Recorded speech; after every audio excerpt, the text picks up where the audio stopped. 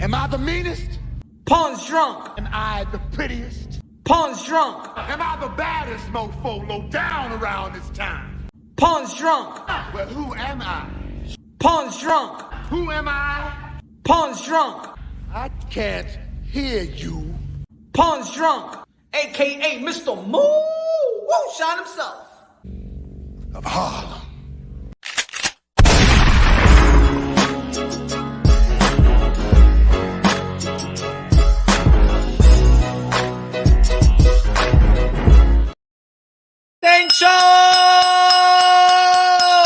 You already know this is Punch on back to AKA Mr. Moo Shine himself, AKA el adobo, el sazón, el borracho, el pastor de boxeo. Pero... Mi gente, mi gente, mi gente. What's good? Fight week. Ladies and gentlemen, one of the most anticipating fight of the year in the lightweight division. One of the most prestige division historically in the sport of boxing. We got Devin the Dream Haney, the undisputed, undefeated, got all the gold, all the straps, no dispute, versus the 3-division world champion, probably the best amateur that ever lived. Vasily Lomachenko, once regarded pound for pound. 1, 2, 3, you can flip it around. This Saturday, Las Vegas, Nevada. Let's go. Sessa in the building. Sessa. Hey, yo. What's good? Jackie Hernandez in the building. I had to do a breakdown, my prediction and my technical breakdown earlier. I dropped the video earlier. If you haven't watched it, go check it out. You know what I'm saying? Share it. You know, there's other boxing content creators just sit on their ass and just talk about what they think is going to happen or talk ish about these fighters. And at least your boy Punch Run Boxing get up from the stool and demonstrate what I feel may happen, how I feel one can neutralize the other, how I feel one is going to be successful or the other one going to be failing, how I feel. But there's no way that I could break it down and how. But, you know, a matter of fact, there is a science in breaking it down how I think this might end up in it may have a corruption outcome, may have a robbery outcome. And I need to talk about it, something that we can't sweep under the rug, especially what happened last week and what's been actually happening in the sport of boxing for quite some time. It is the nature of the sport. What's good, Titan? What's good, bro? What's good, MAW in the building? What's good, man? It's just the name. Look, I don't want to be no party pooper. But I got to keep it real. We can't contradict ourselves, ladies and gentlemen. We can't contradict ourselves. Look what happened last week. And everybody this week, look, the conversation has been Devin Haney versus Vasily Lomachenko. Rolly Romero with 140, the Tony Weeks, corruption, whether it's the WBA, Showtime, PBC, whatever, right? That's been the discussion this week. So I can't even sweep it under the rug. Then I'll be contradicting myself, right? Everybody been saying the same thing. Shout out to Sean Porter and the Porter's podcast. He even said the same thing. What's going to happen to Tony Weeks? Who's going to be taken accountable? We just can't let this thing go. Everybody's saying the same thing. We just can't let this thing go. What happened to Rolly Romero? Now he didn't win. That's not good. What happened to Barroso? No, not the senior citizen to be playing bingo that had a three-day notice. You know what I'm saying? Joe Flores. Con los 5 pesos a comprar comida china tomorrow. Now that's a hero sandwich. Yeah, that's a hero sandwich. You know what I'm saying? Turkey, fried turkey. You know what I'm saying? Little Swiss cheese. You know what I'm saying? With this is my sandwich, y'all. A little nice turkey. When I'm not vegan, right? A little nice turkey. You put it on the grill, heat it up. Put Swiss cheese on top. You know what I'm saying? Toast the bread, put mayo on. You feel me? You know what I'm saying? Little chopped lettuce. You know what I'm saying? With a little tomatoes out there and some onions and a little bit of pico de gallo. You know what I'm saying? And some heroes. I'm sorry, not a hero sandwich. Sandwich on the road in New York City. Yo, price is going up. Shit, I went to the deli the other day and they were selling cheeseburger for $14.99. Said cheeseburger for $14.99. I don't even like burgers like that, but damn, what's wrong with y'all? And they get $12.99 with some chips on the side that comes into $14.99. Mira te tigre, mira queso, mira. No, not like that. I used to like mustard. My old sandwich used to be salami, pause. You know what I'm saying? With some mustard cheese, melted mustard cheese, put on the grill and stuff like that. You know? HLD in the building, HLD in the building, Boricua in the building. What's good, bro? What's good, bro? Yeah, man. Sounds like New York. Yeah, that's how we do out here. You feel me? But the price is going up. Shit, I bought a carton of eggs the other day, $8.99. $8.99 for some eggs, $6 for a gallon of milk. A cereal costs like $6. I got three, 4 items for $20-something that I usually get for like less than $10 back in the days. Man, un peso de plátano is now it's 2 or 3 plátanos. Before it used to be $1 for 6 plátanos. The hell is going on with these prices, man? We gotta get Sleepy Joe out of the office, man. Because when it was Donald Trump, we was living the life. We was living the life when I was Donald Trump.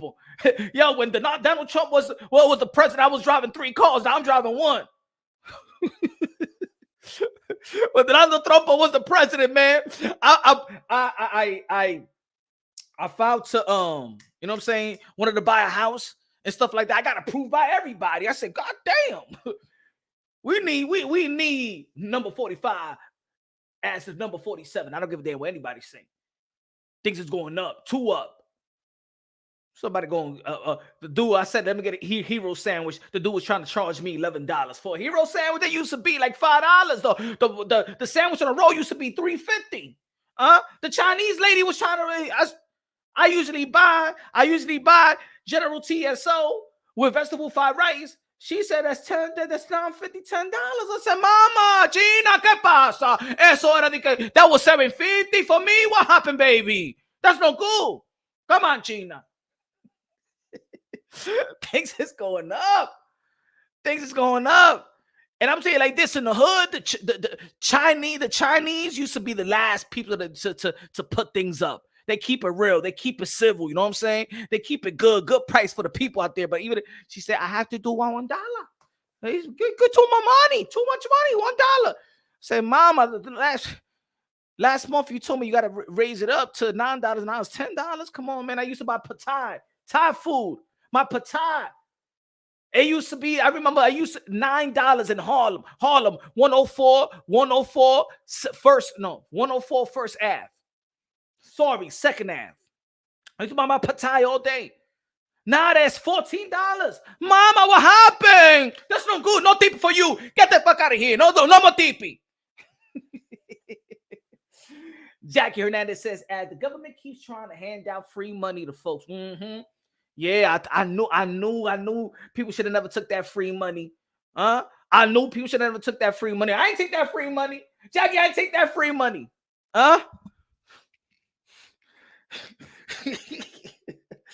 Don't say no free money. I know that's gonna come with a price. Mr. Sanchez in the building con los 5 pesos para sopa. Maruchan. Gracias para la sopita. Sí, que me estoy enfermando un poquito. Gracias, Mr. Sanchez. Tú sabes, en qué tile rusiki right here. Un sancocho me voy a comprar mañana con esos 5 pesos. Oíste, y le voy a poner limón ahí también. Gracias, Mr. Sánchez. Un sancocho. ¿Te gustan los sancochos? I like la sancocho. I like a sancocho. On the side, a little bit of rice and stuff like that. Yeah, baby. Yeah.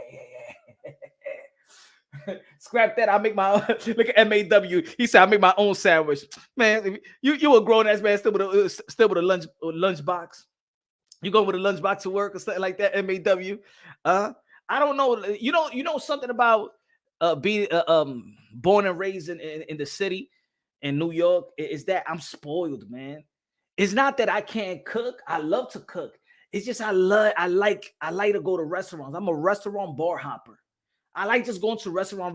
Look, I could be like in the Upper East Side and run through all them bars and all them restaurants, and then I go to the Lower East Side, right? And I go to LES or Soho. I was a meatpacking district the other time. Boom.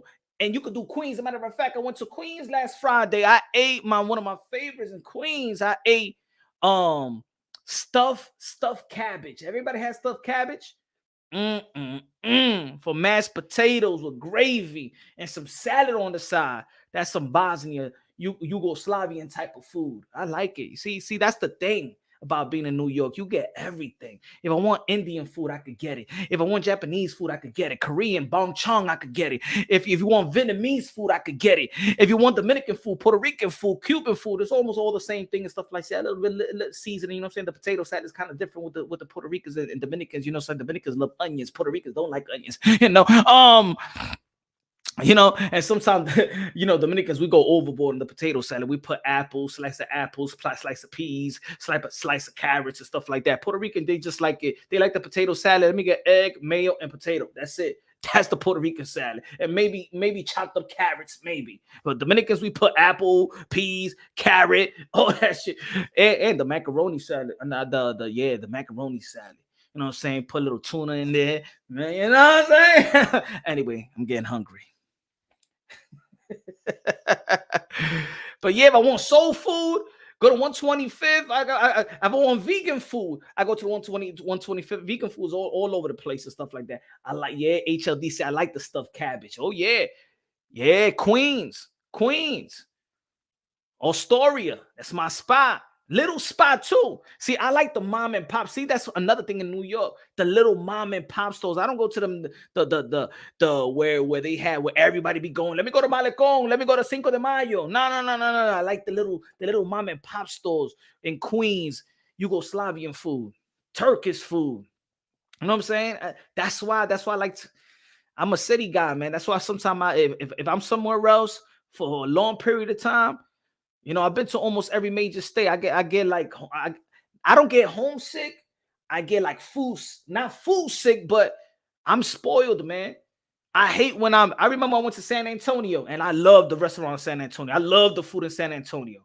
But it was like 1:00 in the morning and everything was closed. I said, nah, I can't live like this. No. Come on. See, I could get right now, I could go to a restaurant. 3, 4, 5 o'clock in the morning, whatever, and give me some Dominican food. We open all day, every day. But anyway, let's talk about boxing. Let's talk about.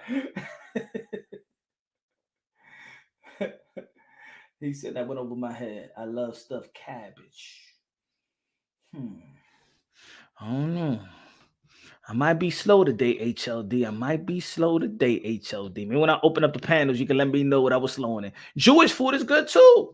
Kosher food. I love the kosher bread too. You have the kosher the kosher bread with the what you call it? They got a nice croissant bread. Jewish food. Yeah, man. One of my first jobs was working in for a Jew. You know what I'm saying? Yeah. Cafe 123. I was the busboy. Yeah. Yep. Jewish people's cool, man. I grew up with Jewish people. Yeshiva University. Come on, from Washington Heights. Yeshiva University. Right there. He said that I ain't gonna get a cabbage stuffed. I like stuffed peppers and stuffed cabbage. You ever had stuffed peppers too? I'm talking about the good stuffed peppers. You know what I'm saying? The good stuffed peppers. That's why I like the Bosnian, Croatian stuffed peppers. I like that. But like I was saying earlier, man, it's hard for me to analyze this fight. As much as I can analyze this fight, who's gonna win, who's gonna lose, how Lomachenko's gonna neutralize Devin Haney, how Devin Haney's gonna neutralize Lomachenko. We're gonna be breaking it down like I did the other day. But I cannot think about this fight and not think about corruption. I can't think about no other big fight and not think about robbery. In the end of the day, boxing has molded us to think this way. And I was so happy about Gervonta Tandy versus Ryan Garcia, a big fight in the sport of boxing where the eyeballs is going to be sustained in the sport of boxing. New eyeballs, new interest. They both captivated the imaginations and the emotions of the boxing fans, right? And then once again, boxing does it again. Once boxing, it's like contagious. It's like they cannot keep the momentum of just positivity in the sport of boxing. Every time all eyeballs are in the sport of boxing, boxing has a way to like turn people away, turn people off. We had Gervonta Davis, Ryan Garcia. Everybody was talking about boxing. Everybody and their mama was talking about boxing. The celebrities, the actors, and just everybody. Everybody was in tune. Young, old, young people, old people, social media people. You know, everybody was. And no matter who, if you was a fan of Gervonta Davis, a fan of Ryan Garcia, everybody was talking about this fight. I was talking to people that don't know ish about boxing and saying, "Hey yo, I'm gonna watch the fights. I'm actually gonna buy the pay-per-view." Yo, for real, it was just a lot of people I spoke to that don't know ish about boxing that was so intrigued about the sport of boxing, and did that job. And then Gervonta Davis, who stopped Ryan Garcia, at least it ended, and it did have some couple of knockdowns and stuff like that, and it ended in a good fashion, especially for Gervonta Davis, in which I believe that his value has increased, and the interest of boxing for the meantime has increased. And then what happened? We was looking forward, of course, to Devin Haney and Lomachenko. That was already announced, right? We was talking to just like the buildup of Gervonta Davis and Ryan Garcia. We add a little bit of ingredients into the conversation of Devin Haney and Vasily Lomachenko. Also, that was announced. We had Canelo Alvarez. Canelo Alvarez was gonna be fighting right after that, and we also had the announcement of Josh Taylor versus Teofimo Lopez. So we know that after that fight, there was gonna be a momentum, and for real, who started the momentum was actually David Benavidez versus Caleb Plant. So as we sensed that there was going to be something, you know what I'm saying, boxing is going to be good. And then here comes Rolly. Here comes Rolly versus the senior citizen, Barroso. And then Tony Weeks had an effort up. Now all those eyeballs, and at least half the eyeballs that was paying attention to the sport of boxing, they're like, wow, I remember Gervonta Davis fought this guy. You know, because of course, now when you're looking at Rolly, and you're thinking about, oh, Gervonta Davis, and what we was thinking about Gervonta Davis, because they fought, you'd be like, oh man, this is the guy that got knocked out by Gervonta Davis. Let me see how he's going to regroup and went to the drawing board. Let's see how he's going to be. And then this robbery happens. And now everybody was talking about the corruption and robbery in the sport of boxing. Now we was talking about what's good about the sport of boxing, and then we seen the politics and the corruption and the dirt of boxing, the gangster's playground. Boxing is a beautiful sport. Smash the like button, ladies and gentlemen. What's good? Let me say HLD. What HLD had Shane? HLD said, nah, I don't see robbery on such a big fight. This isn't Rolly versus Don Theo Perico. Hey, we seen robberies and big fights too. I don't want to see it. I hope it doesn't. I hope it doesn't end up in some type of corruption. But it's in my psyche right now. I can't help it, but not think about it. I can't. Especially when look, we're going to be talking about the technical side of things, what Devin Haney brings to the table, what Lomachenko brings to the table. But also we got to understand what boxing business brings to the table. Just in the press conference yesterday, Devin the Dream Haney alluded that he's going to be a free agent after this fight. Nobody has spoken about the rematch clause, right?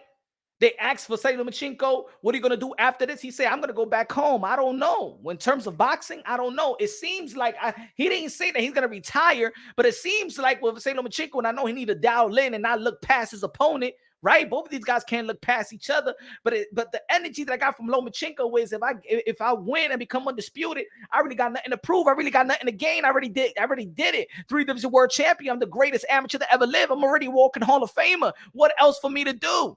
What? Fight for the money? I don't think that Vasily Lomachenko ever fought really for the money. That didn't dictate Vasily Lomachenko. And I know he don't fight for the money. Of course, he's prize fighting. Everybody fight to make a living and stuff like that. But I don't think that that's his motive, just to fight for the money. And I'm gonna tell you why it's not the motive. Because you got to understand, when you're an Olympian like Vasily Lomachenko, you're set for good. You're set for good.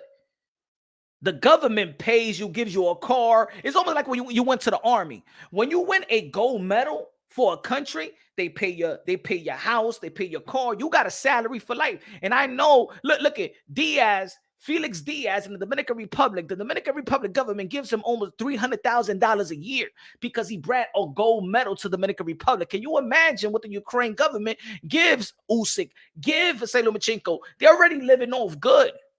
They're already living off good. And this is why when you see Vasily Lomachenko enter the professional level, he was just fighting rank fighter after rank fighter after rank fighter. After losing, look, if he was all about the money, he would have lost to Salido, and then they would have been like, you know, let's bring you up slower. Now let me get Gary Russell Jr.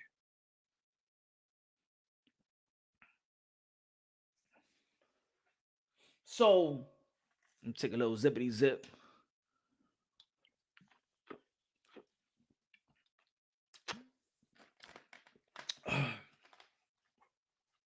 Smash the like button, ladies and gentlemen. Smash the like. Joe Flores said, Loma wins, gets his arm raised. Hey, we're going to do a little breakdown of it, man. We're going to break it down. We're going to break it down. We're going to break it down. César, con los 2 pesos de plátano. Gracias, César. Dímelo, mi hermano. Hey, yo, if y'all want to become a member of Punch Drunk Boxing, support the channel, become a member, join and become a member like my brother Cesar, like my brother HLD, Brian Guzman, you know what I'm saying, Danny Medina. You feel me? Become a member right there, man. It's up there. Joe Flores, it's up there in the link.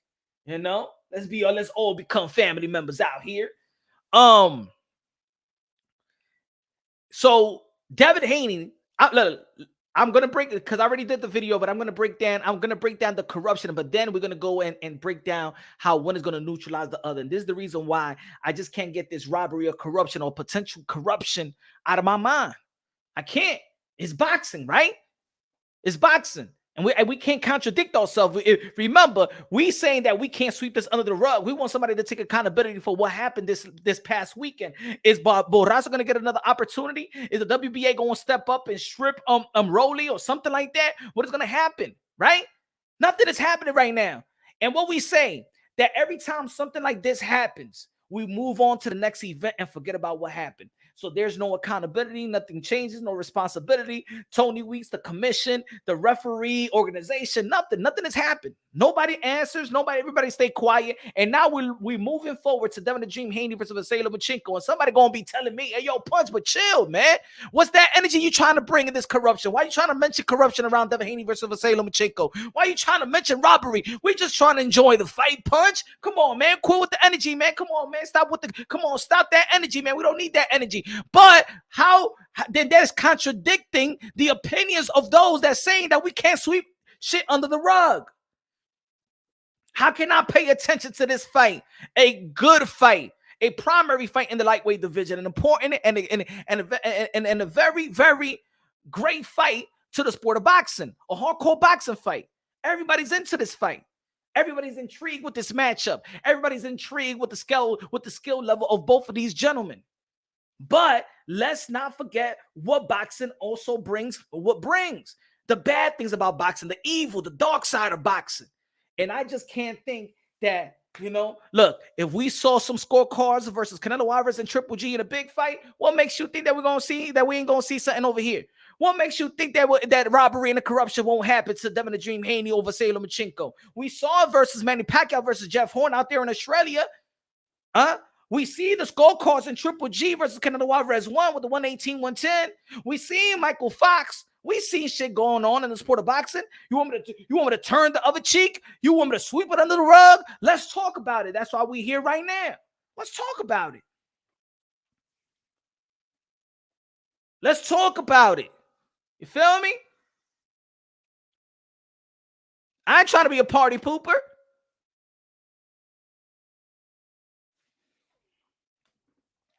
Triple X in the building. Triple X con los 5 pesos. Said, yo, Loma got to turn into Manny Pacquiao, southpaw style, to win the fight. But hey, Triple X, good looking out with a super chat. Appreciate you, my brother. God bless you. But even Manny Pacquiao got robbed during Jeff Horn. That's what I'm talking about. When we was think about it. When we think about other fighters going to another country, what we say? They're going to get robbed, right? Every time we think about, oh, when an American guy goes to another country, but we never look at it when it's flipped around. Think about it. We never talk about it when it's flipped around. When we were talking about Devin the Dream Haney going to Australia to fight George Kambosos, we was thinking about like, yo, they're going to rob Devin Haney out there in Australia. That's a risk. Why you always think that people say that it's a risk going to another country? Because of the fans? No, because of the skill set is going to be different while the opponent is fighting at home? No. It's because we feel that if Americans go to another country and fight, that there's a potential corruption and robbery in the sport of boxing. So how do you think that, why would you think that I can't even implement a potential robbery and corruption in this fight if we usually is a normal thing to think that way? Now let's flip it around. Lomachenko's from Ukraine. Lomachenko's from Ukraine. What makes you think that he can't get robbed out here? That it can't be corrupted out here for him? If we thought about that with Devin Haney going to Australia, we thought about that with Earl the True Spence going out there in the UK, in Sheffield. That's why there's certain fighters that wouldn't even go out there, because there's a potential robbery and corruption. So is Lomachenko taking a risk? We always talk about, oh man, this guy's taking a risk for leaving home and going abroad, but we only talk about the American side. Nobody's saying that Lomachenko is leaving Ukraine and he's taking a risk to come out here and fight. Why nobody never gives him the benefit of the doubt? Why we don't pity them? Why we don't pity Tyson Fury for coming from the UK to fight in America versus Deontay Wilder? And why we never say, oh my God, Tyson Fury came from across the pond to fight Deontay Wilder. He might be robbed. Well, people did feel like that with a draw with Deontay Wilder and Tyson Fury, the first fight. People thought that was a robbery too. People felt that was a robbery. Am I right or wrong? So this can happen in a big fight. People felt like the draw was a robbery. People felt that Canelo Alvarez versus Triple G was a robbery. People felt that what happened last week was a robbery. Leonardo Rodriguez con los 20 pesos a poner gasolina de 93. If anyone gets robbed, it will be Haney. It's his last fight under the contract. If he wins, he takes the belts when Bob has the future at 135 in Shakur. So it's best if Loma wins so he can pass the belts to Shakur. See, Leonardo, I was gonna go there. But now that you bring it up, good looking out with a super chat. Appreciate you, my brother, con los 20 pesos. Gracias de lo mío. General in the building. What's good, man? That's one side. That's one side, and that's a legitimate side right there, because that's what I was going to talk about, Leonardo Rodriguez. That's what I was going to talk about.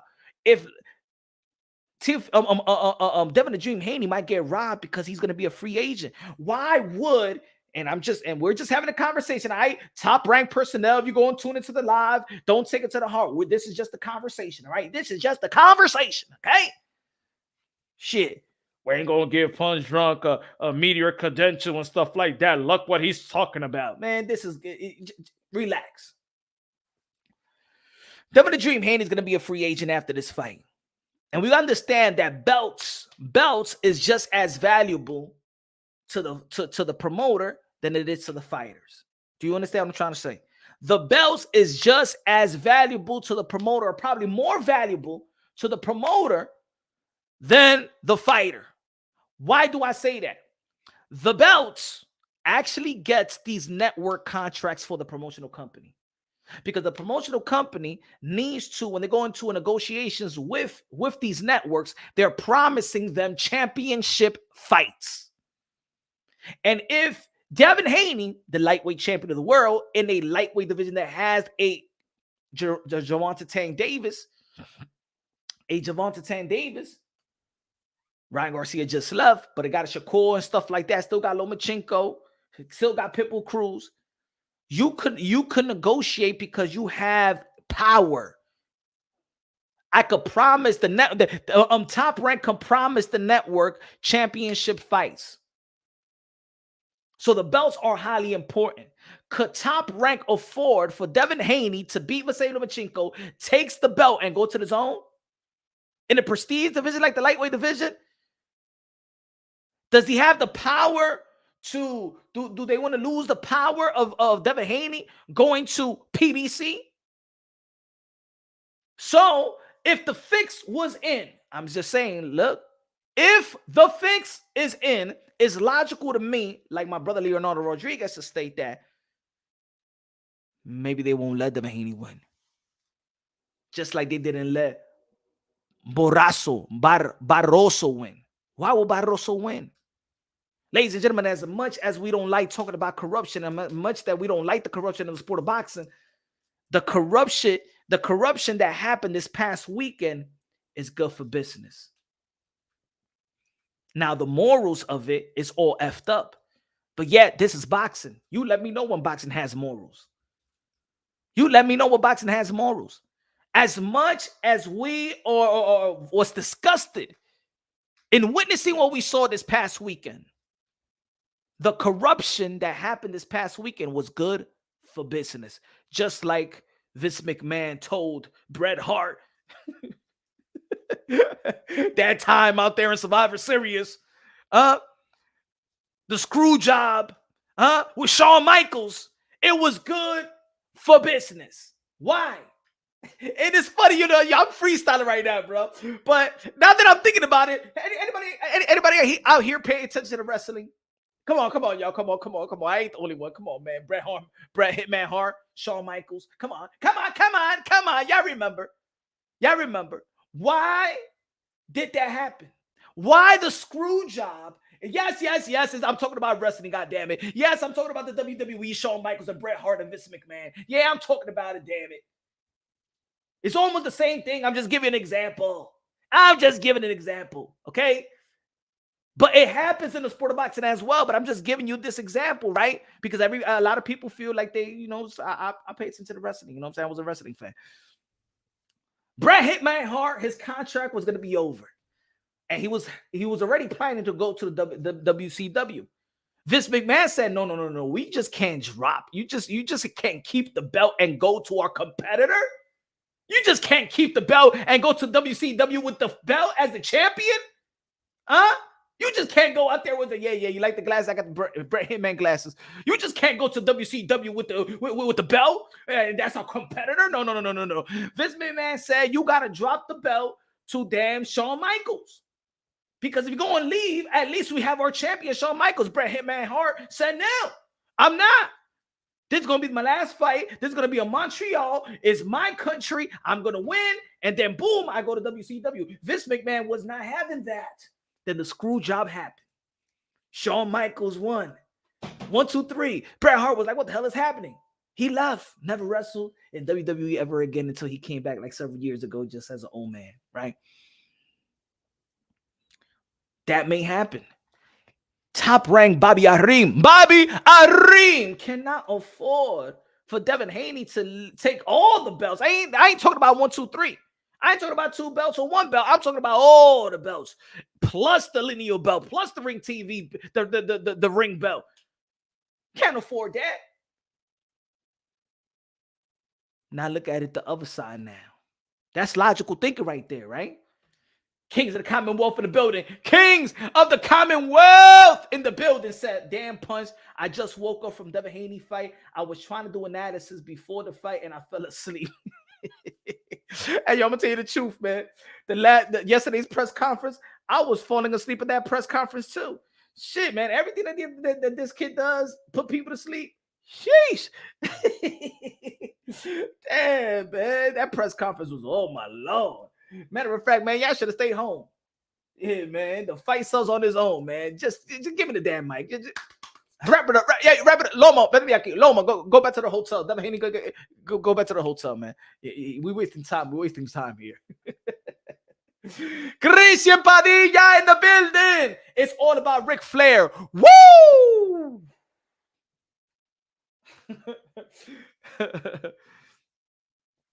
But let me give you the other side, though.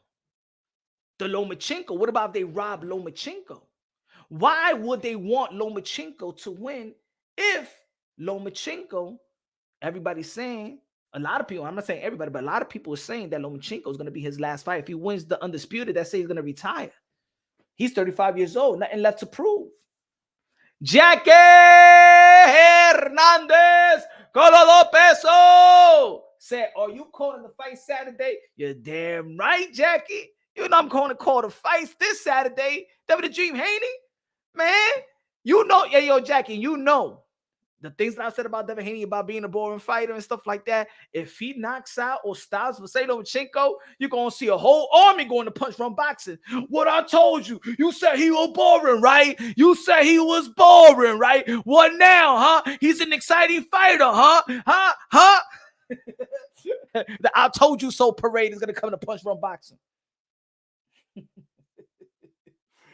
Good looking out, Jackie. Appreciate you. What about Loma? Do you think they want Loma to win? I got you with a super chat Saturday. It's all good, Jackie. Good looking out, Jackie Jack.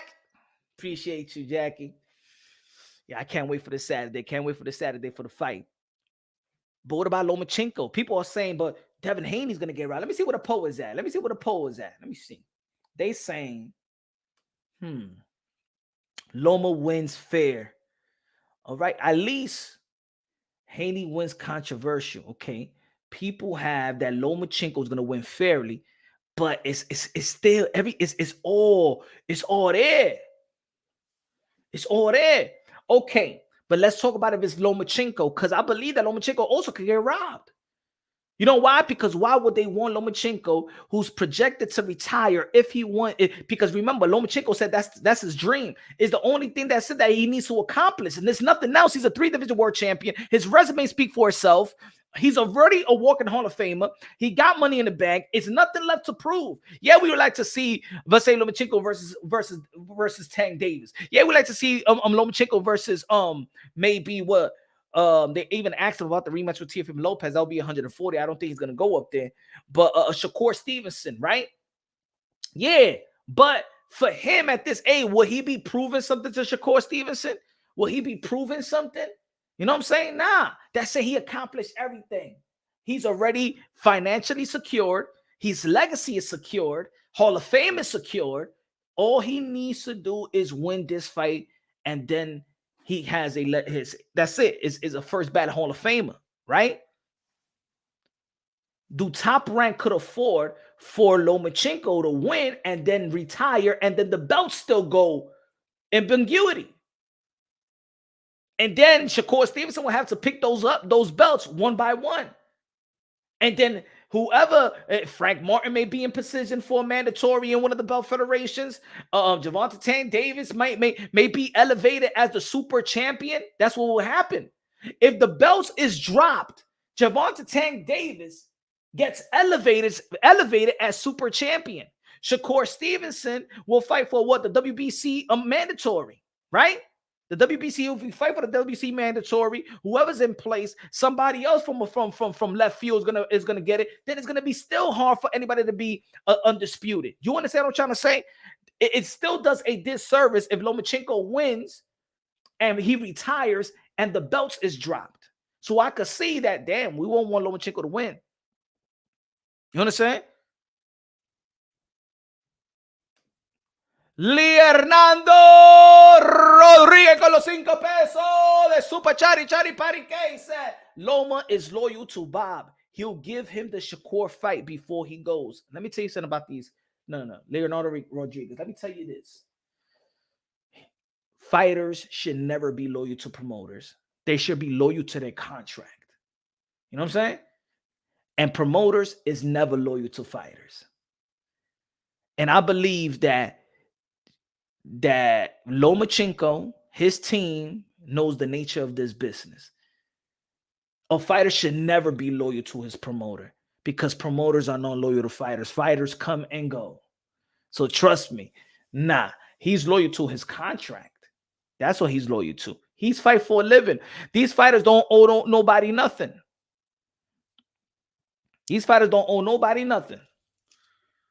Now, Bob Arum could love him. I think Bob Arum is still, hey yo, Bob Arum is still alive because he needs to see. He needs to be alive. He needs to stay alive to see Lomachenko wins when they undisputed. But why you think there was a robbery and corruption? Why you think Manny Pacquiao got robbed out there in Australia versus Jeff Horn? Maybe they thought that he was in his way out.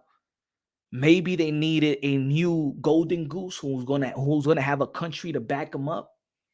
And maybe they saw in Jeff Horn like, yo, he got a country behind him. He beats Manny Pacquiao. We got new money, new golden goose, new superstar, new this.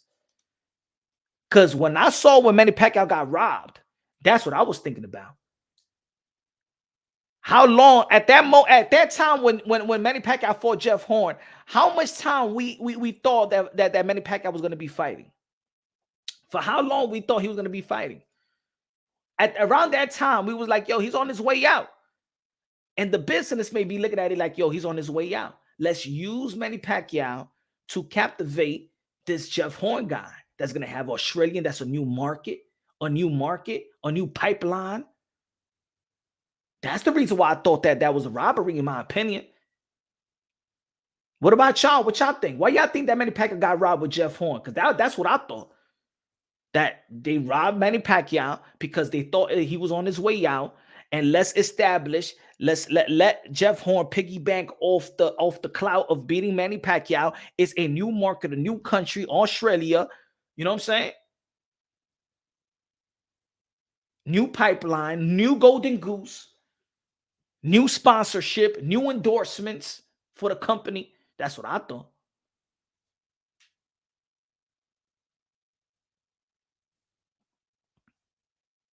Right? Luck said punch. Don't talk about Crawford. That's why Pac-Man got robbed. We don't know. But we can't neglect that there's a lot of robberies and corruption in the sport of boxing. And I'm sorry, y'all. I don't want to be a party pool, but I got to talk about this in my breakdown and my assessment of this fight, the outcome.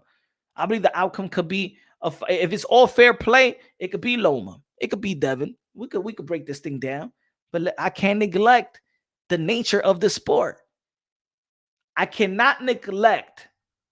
Look, we're not neglecting the sweet signs of what these two gentlemen are bringing to the table, what they're going to bring into the square circle, but I'm not going to neglect what the boxing business does outside the ring.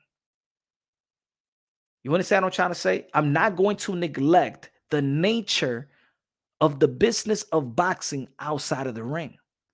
Yet I'm not going to neglect the sweet signs of Vasily Lomachenko and Devin Haney and what they could do inside of the ring. See, it's not about really Vasily Lomachenko and Devin Haney robbing each other. They're the fighters.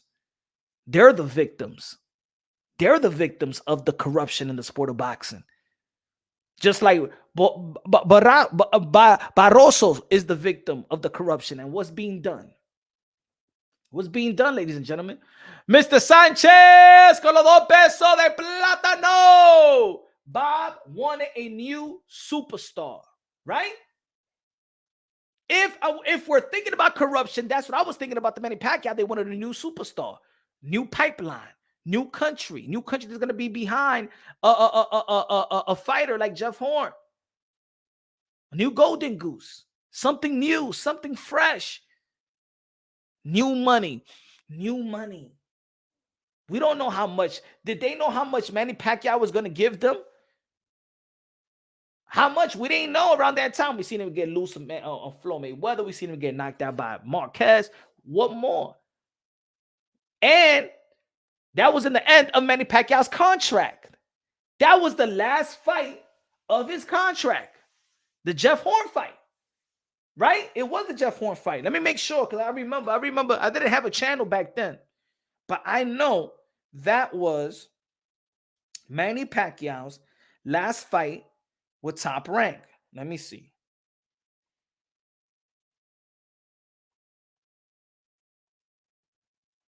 Did he fight Jesse Vargas after that?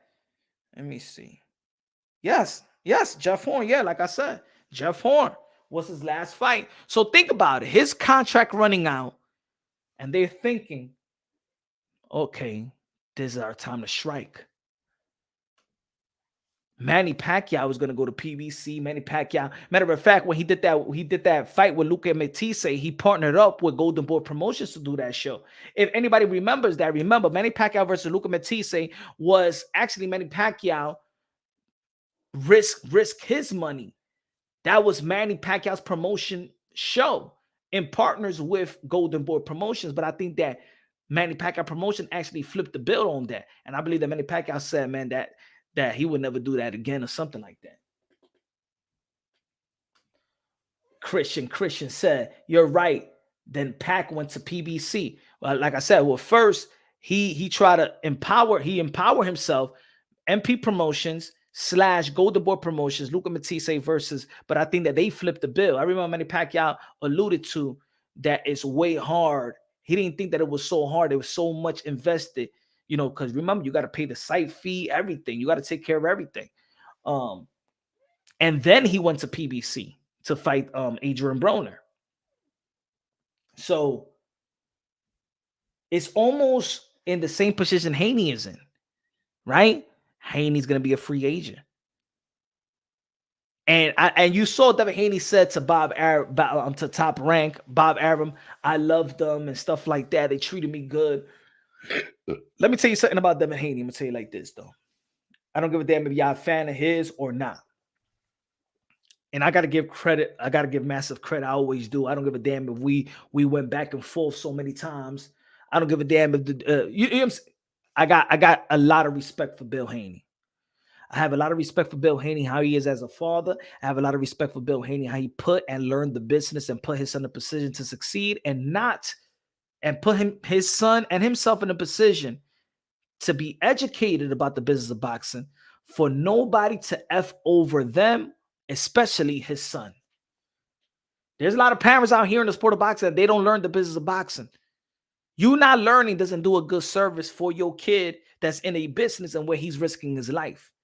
Bill Haney understood the business, the way that he maneuvered this business, this cesspool of a business, the gangster's playground. I'm gonna tell you like this: to survive in this business, you got to have some street knowledge, street hustle, or you better be one of the best attorneys. That's the reason why Bob Arum is who he is, and that's the reason why Jay Prince is who he is. That's the reason why Al Heyman is who he is.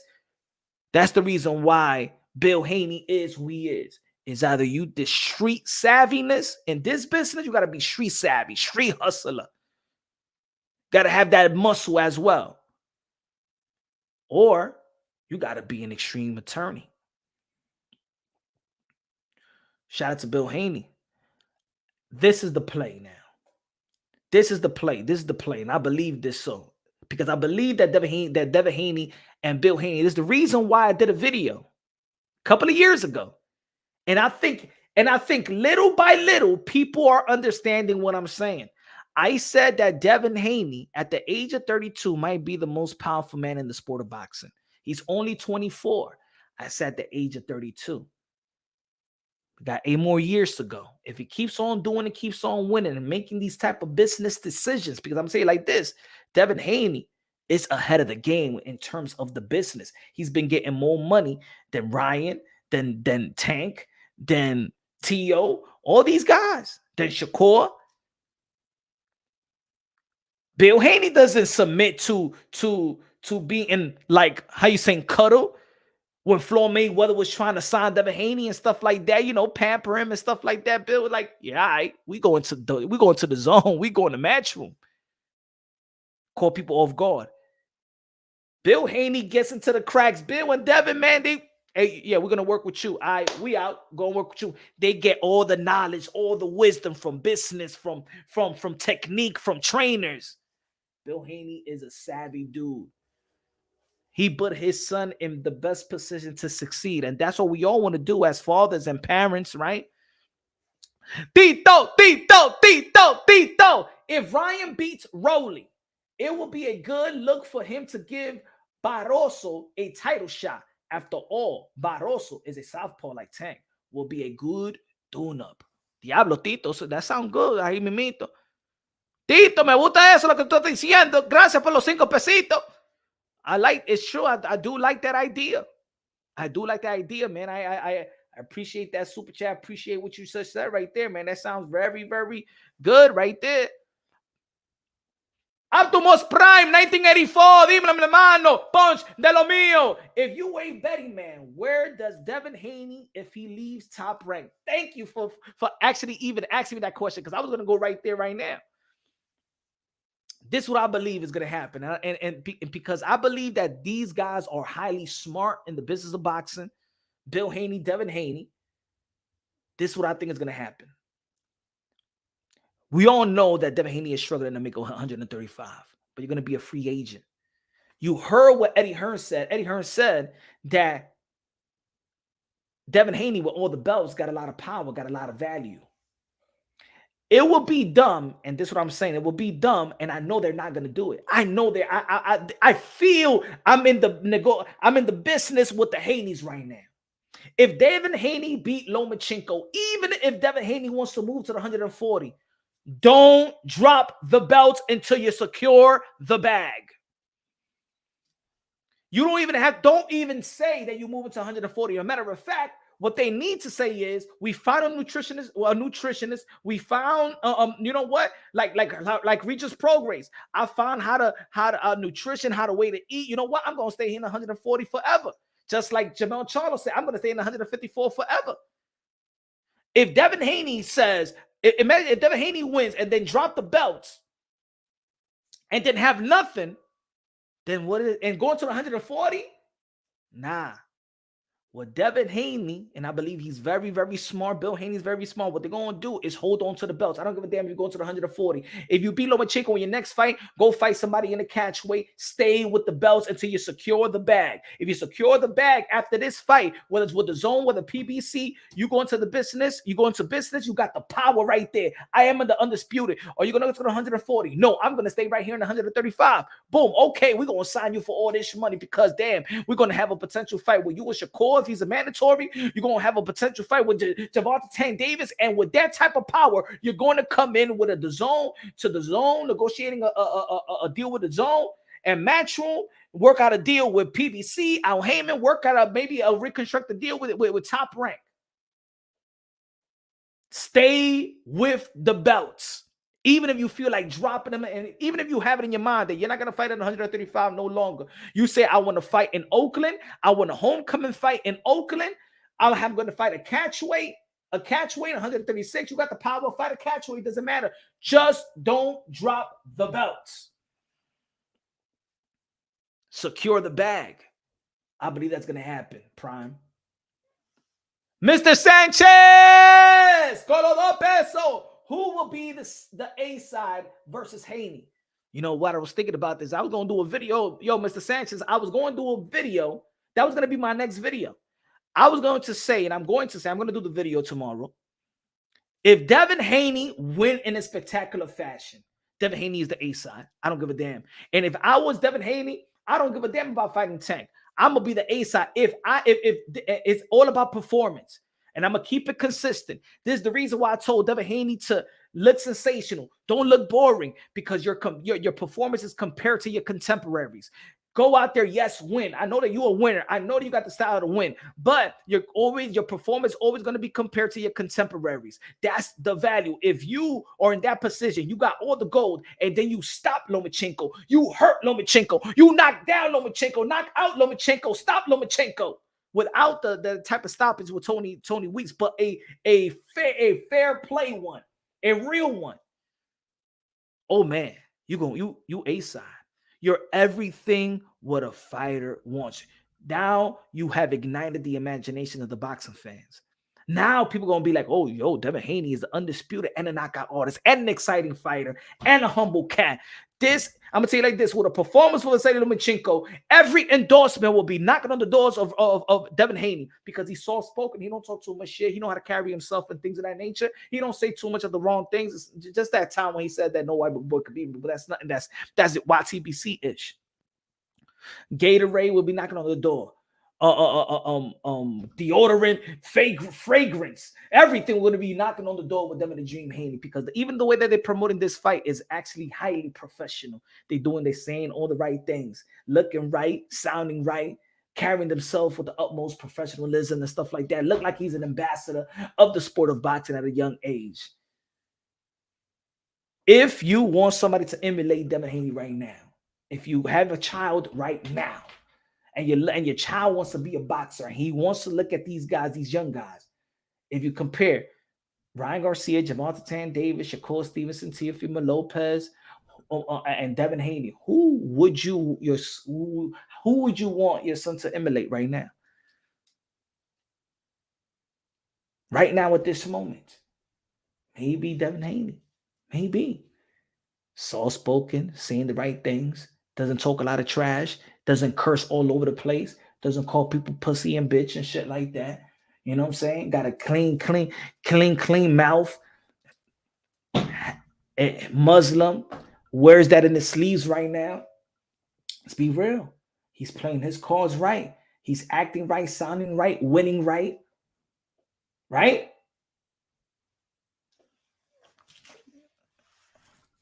Christian said Teofimo. I mean, look. I'm gonna tell you like this. When I was coaching my son's teams, and I coach the youth, right? The boxer that a lot of these kids was talking about was actually Teofimo Lopez, because he was doing the Fortnite dances.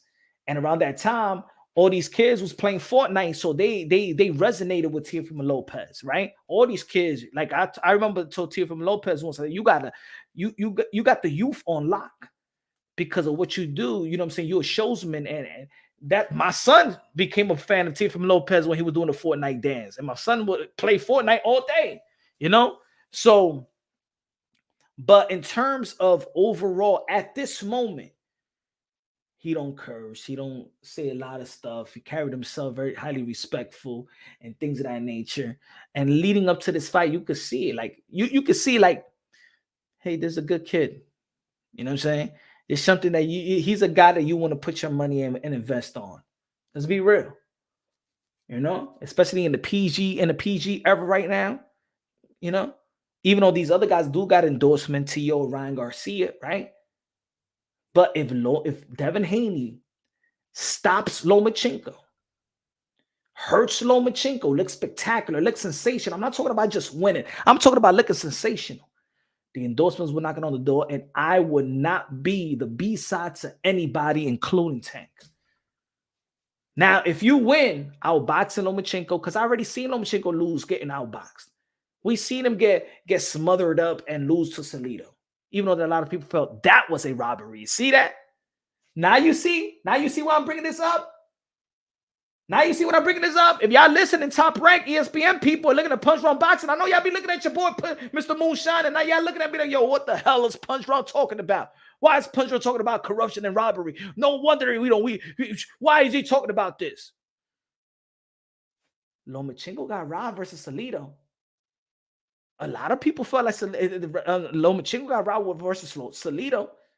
Manny Pacquiao got robbed versus Jeff Horn. Why can't I think that there could be a robbery or corrupted outcome in this fight? I even think Brandon con la bandera de República Dominicana. What's good, Brandon? Why wouldn't I bring this to the table? Matter of fact, I want the fighters to talk about it just so they could alert the powers that be. Hey, yo, y'all better not play no games on my life right now.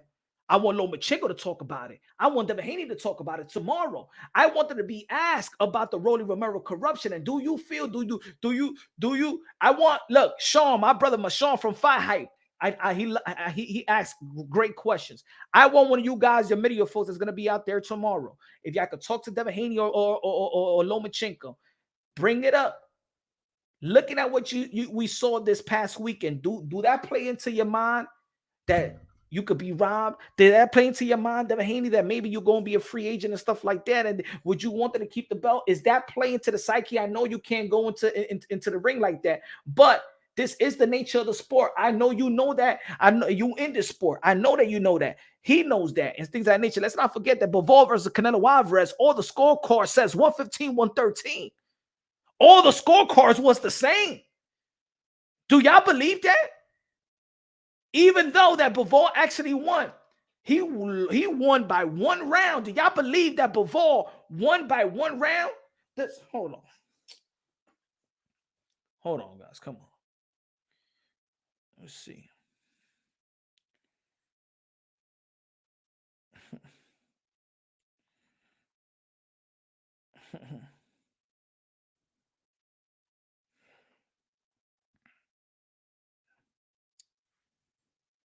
Hold on.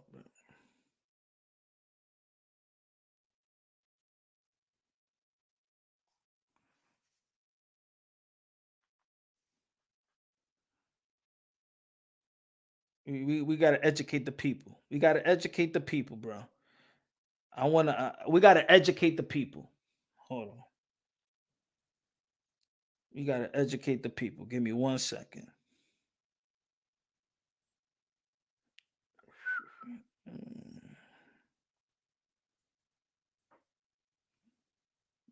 Let me load this thing up. Give me a second.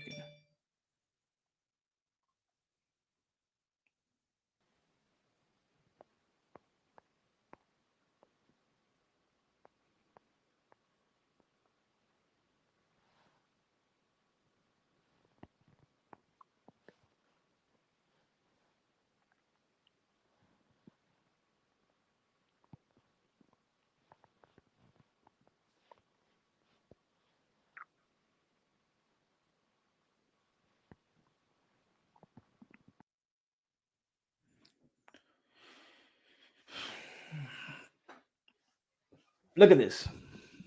This is Bivol versus Canelo Alvarez. Look at the scorecard. Look at the scorecard. It's the same exact scorecard. You don't think there's corruption in the sport of boxing?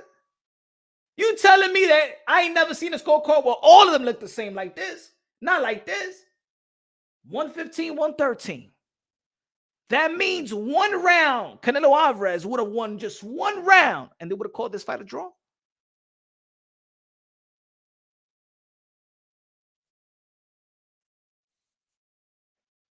Look at that.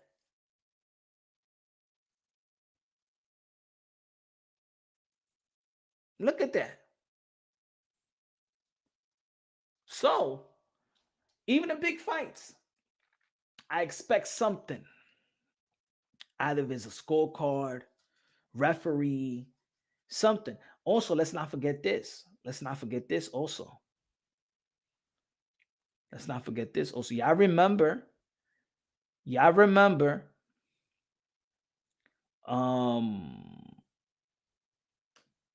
y'all remember Joshua Franco versus Andrew Maloney? And we spoke about this the other day. The replay, the headbutt. Andrew Maloney was actually beating Joshua Franco. In my opinion, he should have been the champion. In my opinion, that was some type of robbery and corruption right there. Having a replay in slow motion, we seen that there was no headbutt, and the referee still called the headbutt. No headbutt, and the referee still, in a 30-minute replay evaluation, they called it a headbutt. Nobody seen a headbutt, and they still called it a headbutt. Slow motion, replay. We've been asking for boxing to bring the replay. They showed the replay for 30 minutes. Actually, they showed the replay longer than the fight itself. And they still said headbutt.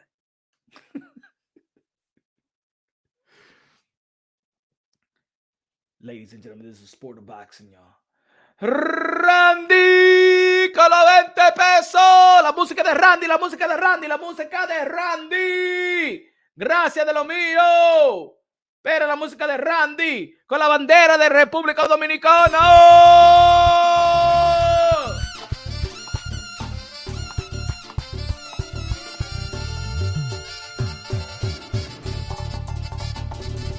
Randy.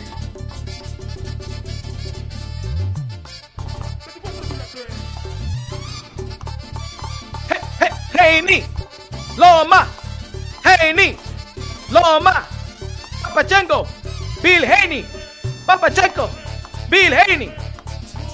Coño, dale, con la derecha, con la izquierda, pecó, right there, fuck you, motherfucker. DJ Camelo, Alex Sensation, págame la música, Young. Gracias, Randy.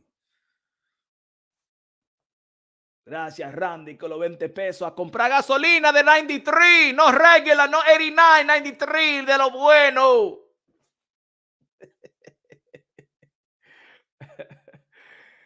God bless you, brother. Said Mr. Sanchez. Gracias por los 2 pesos de plata. No. What does it take to be an attraction fighter? Excitement. That's it. Performance. It's not about just winning, but it's how you win and how you lose. You know what I'm saying? It's how you win, how you lose. Pitbull Cruz became an attraction because of the way that he performed, even in his loss. Because at the end of the day, the boxing fans want to be entertained. One thing about the boxing fans, right? As much as we give fighters a lot of crap, you know what I'm saying? We identify when a fighter wants to win and is going all out. We identify with that. Win, lose, or draw, we identify. Let's not forget that Manny Pacquiao lost to Morales the first fight, right?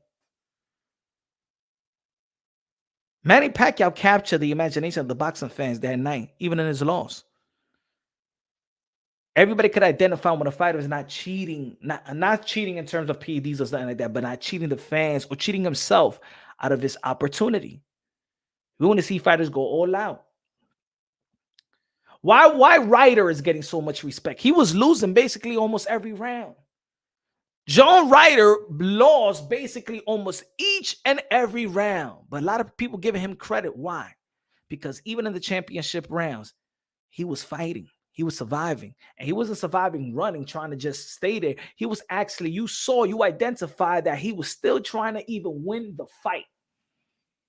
See, there's other fighters out there that just want to go 12 rounds so their stock won't drop and they move around the ring and stuff like that and they just try to survive so they could just say that they won the whole 12 with Canelo Alvarez. No. John Ryder was actually throwing punches for him to be counter, for him to be taken out as well. Is the reason why John Ryder and a lot of people is crediting his performance, his grit, his heart, his balls, his testicular fortitude, because he just wasn't trying to lay down for Canelo Alvarez. We noticed and we identified that he wasn't out there just for a check. He earned his check in his loss. Boxing fans identify when you're going all out.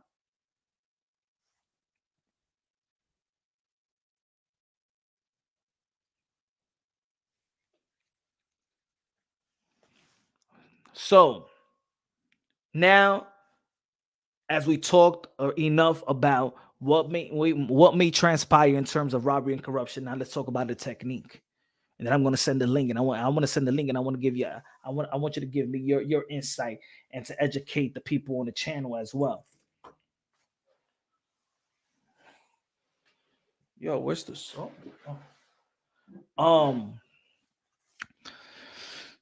The reason my prediction that I'm picking slightly Vasily Lomachenko. Why am I picking Vasily Lomachenko?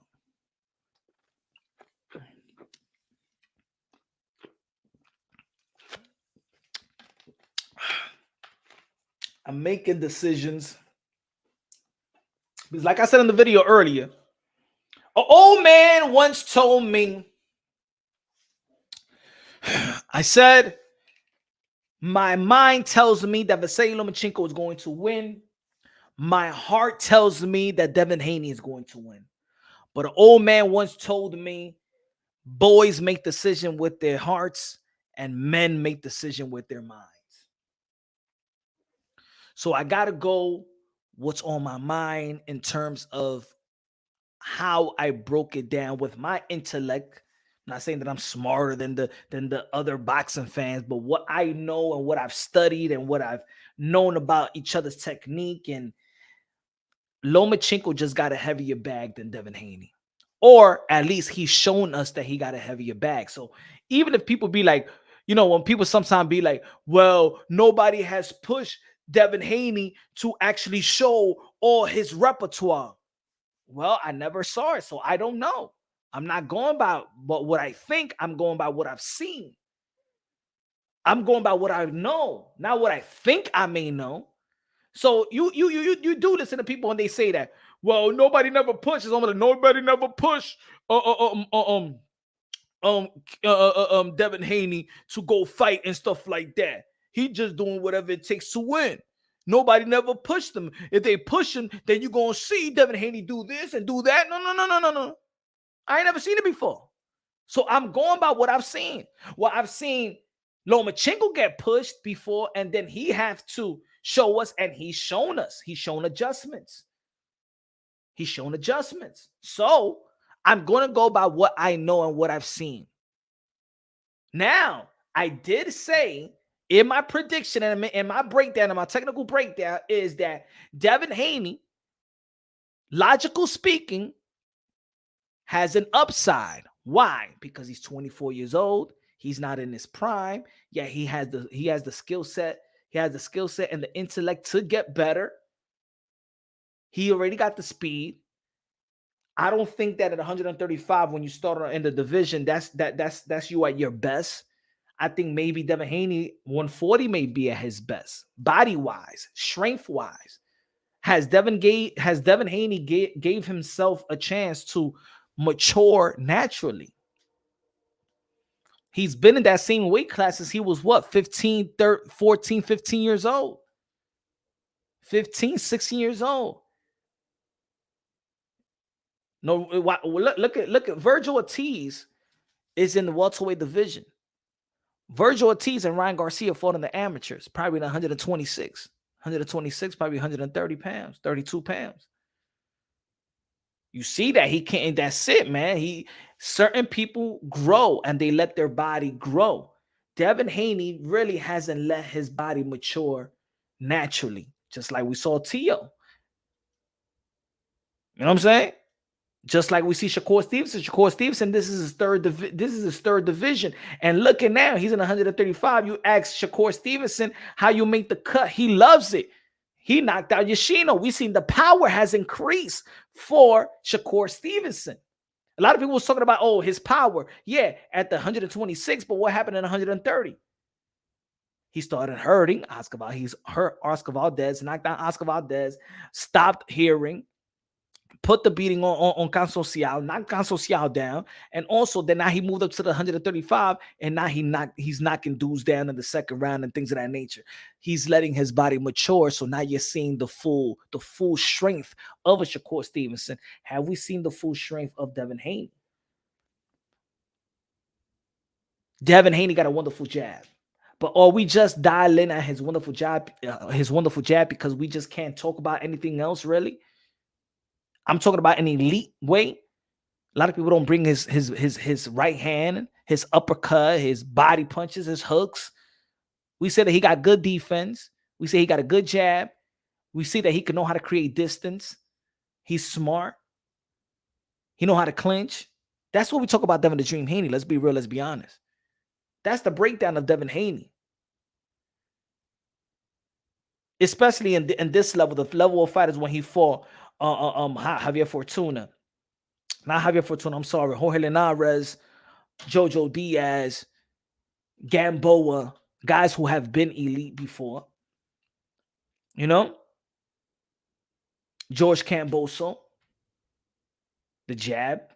And I'm not saying he don't go to the body, but I'm saying he doesn't, that's not his strengths.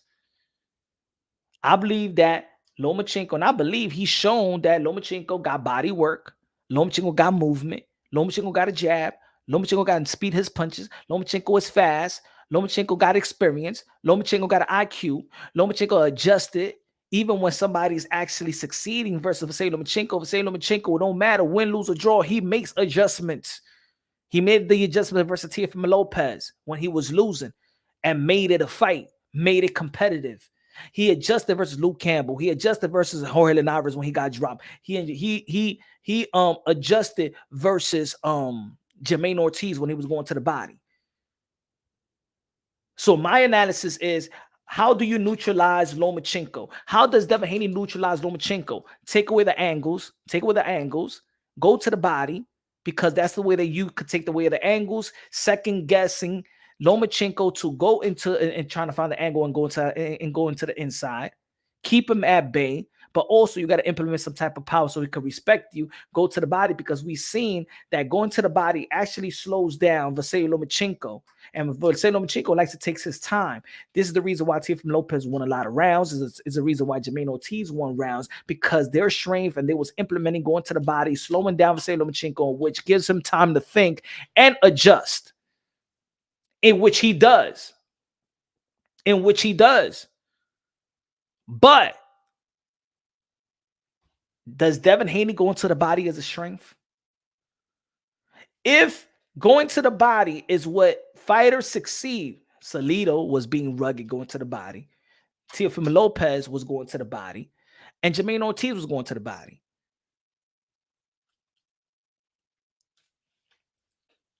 Those are probably his kryptonite.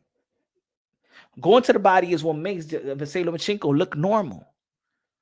But then I say Devin Haney could go to the body, throw that jab to the solo plex, shoot that right hand right there to the body, implement that body work. You know what they say, what the saying is, go to the body and the head will fall, right? But does Devin Haney has a body attack? I haven't seen Devin Haney with a body attack, but there's an upside of Devin Haney. Maybe he goes to the drawing board. He went to camp and emphasized that he needs to go to the body, that he needs to sit down on his punches.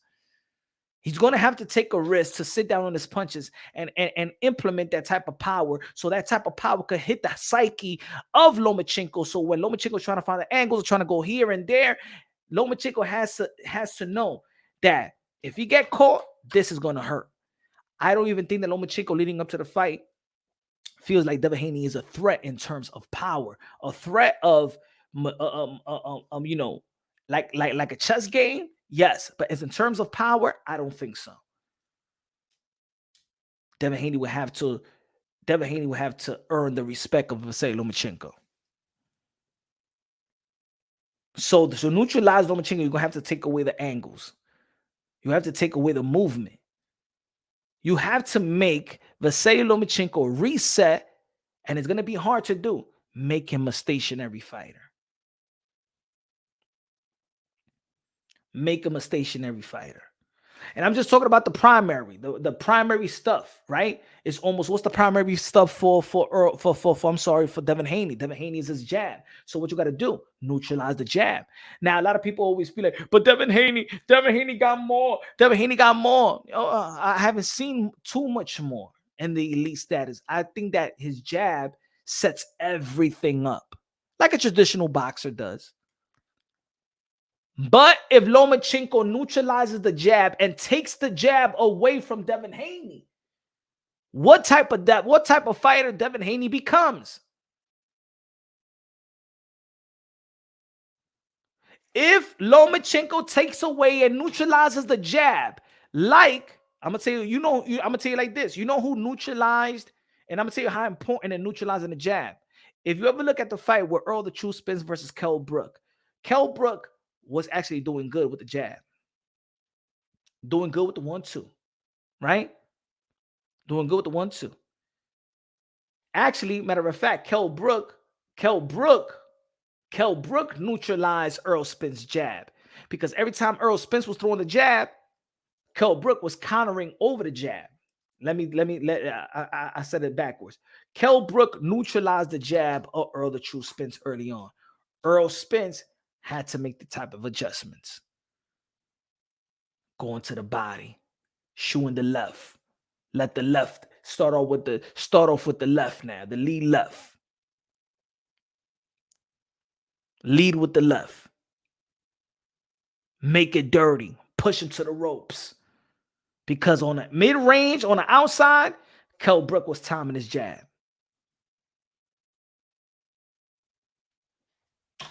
Vasily Lomachenko is going to need to time that jab. Slip it and make him pay. Because I said, Devin the Dream Haney, his jab is just not a stiff jab up top, but a good stiff jab to the solo plex. He measures it. He shoots it. 3/4 quarter jabs and stuff like that. He's very active with the jab.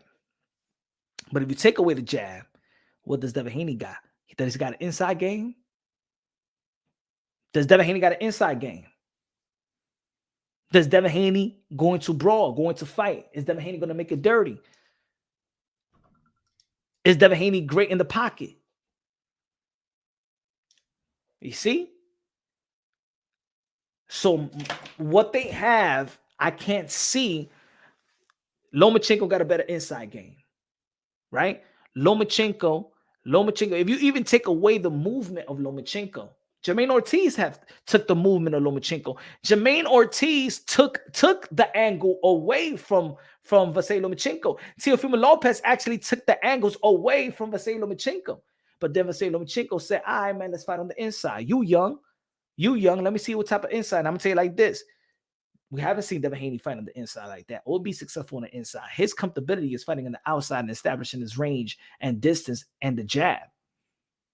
But as long as somebody gets in, he gets countered. If you get into Devin Haney, he gets countered. If you throw 3 punch combinations and break that Philly shell or the shoulder roll, the Mayweather roll, whatever y'all want to call it, you break it, you disarm it with combination. Does Vasily Lomachenko throw some good combinations? Who got better feints, Devin Haney or Vasily Lomachenko? It's many ways that Vasily Lomachenko could come into the inside, pause, or find his angles, right? He could find the angle, shoot the right, shoot the right. He could find the angle, shoot the left. Him and Alexander Usyk is one of the best at that. Even Gervonta Tank Davis. Gervonta Tank Davis got a good finding the angles, but Gervonta Tank Davis and Vasily Lomachenko, they find the angles kind of different. But their punch selection is almost the same thing. Gervonta Tank Davis will shift to your left. Let me see. Yeah, to your left. And he'll pop the left hand up top, come back with the right. Matter of fact, no, he'll lead with the he'll shoot the left, come back with the right. He'll shoot the left, come back with the right on the southpaw stance. I believe that Lomachenko is like this. I think that Devin Haney is going to start off good. But not all that. I don't think he's going to take a big lead. I think it's going to be tit for tat in the beginning. And then Devin Haney is going to be doing good. It's going to be like this, in my opinion. Devin Haney, Lomachenko. Devin Haney, Lomachenko. Devin Haney, Lomachenko. Adjustment time. Lomachenko. Devin Haney, Lomachenko. Close.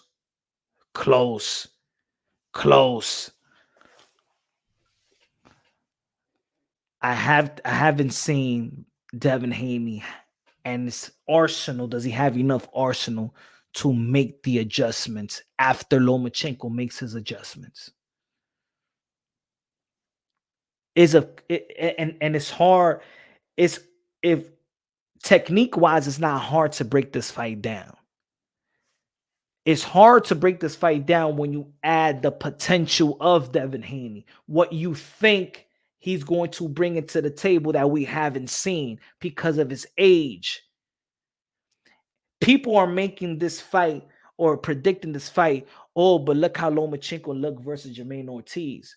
They're looking, you're giving Devin Haney more of a chance because the way that you feel like Devin Haney looked versus Jermaine Ortiz. But if you go skill for skill, bag for bag, you cannot honestly tell me that Devin Haney got a heavier bag than Vasily Lomachenko. That we've seen. Now, if he comes into this fight, another camp, Devin Haney is growing as a fighter, growing as a man, growing in strength, getting smarter, more experience, more best quality, great quality of sparring. I believe that Devin Haney could show that growth, show something that we never seen, show some type of adjustments. That's what I'm saying. I'm not saying that Devin Haney don't got it. Devin Haney haven't shown it, so I can't break this down by something that I never seen. What I'm breaking down from Lomachenko is facts. What many is maybe breaking down Devin Haney as projection. What you think he may bring to the table that we haven't seen. What we think he can make an adjustments. It's hard for me to be like, hey, yo, Devin Haney. Again, what I'm saying, if Vasily Lomachenko neutralizes the jab, what do I see from Devin Haney? What is he going to bring to the table? How is he going to come right back and neutralize? Is he going to make him fight? Now, let me say it like this. Who got more dog? Who got more dog in them? If it turns out to a fight, if they both making adjustments, and let's say we're heading to the 10th round and it's a draw, right? Think about this. We're heading to the 10th round, right? And it's a draw. Heading to the 10th round. Heading to the championship rounds. Devin Haney knows Loma. Loma knows Haney. They both neutralize each other. They took away their weapons. It's a close fight. Right now it's tied up. 5-5. 5-5 right now. 5-5 right now. Now it turns into a dog fight. Who got more dog in them? Loma or Haney? Who got more dog in them? Loma or Haney?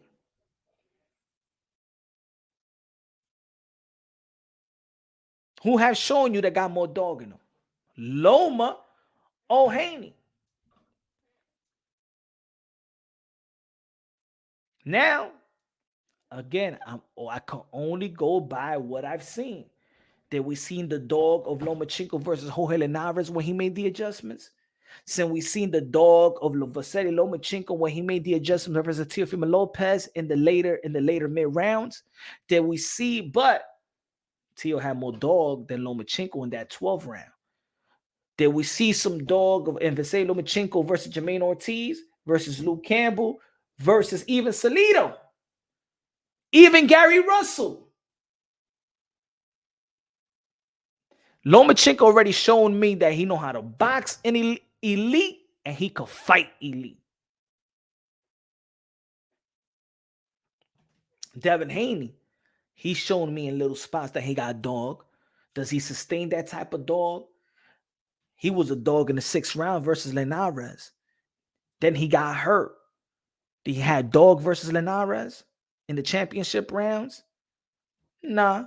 Smart enough to survive and get the win, but nah.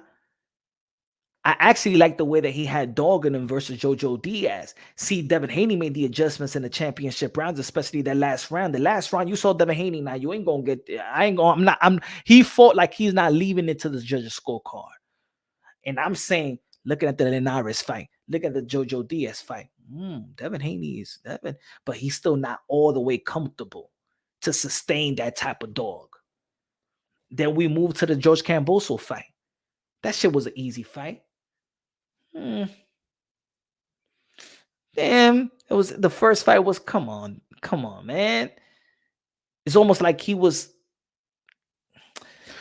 even though that he won, to me, it was like he's fighting, not taking a risk. Is he scared? Is he thinking about what, he don't want to get caught like Teo in the first round? Is he thinking about that? He don't know how good this guy is really is? Or then in the second fight, in the 10th round, we see some dog from Devin Haney.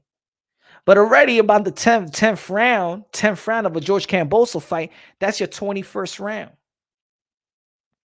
That's your 21st round that you have with a guy. Of course, by now, you got all the confidence in the world where you can get into a dog fight with him. You know what I'm saying? And you was basically winning the whole fight. I don't even think any judge gave George Camboso the fight, but he wanted to make a statement, and he still didn't make a statement. Yet we seen some dog in Devin Haney.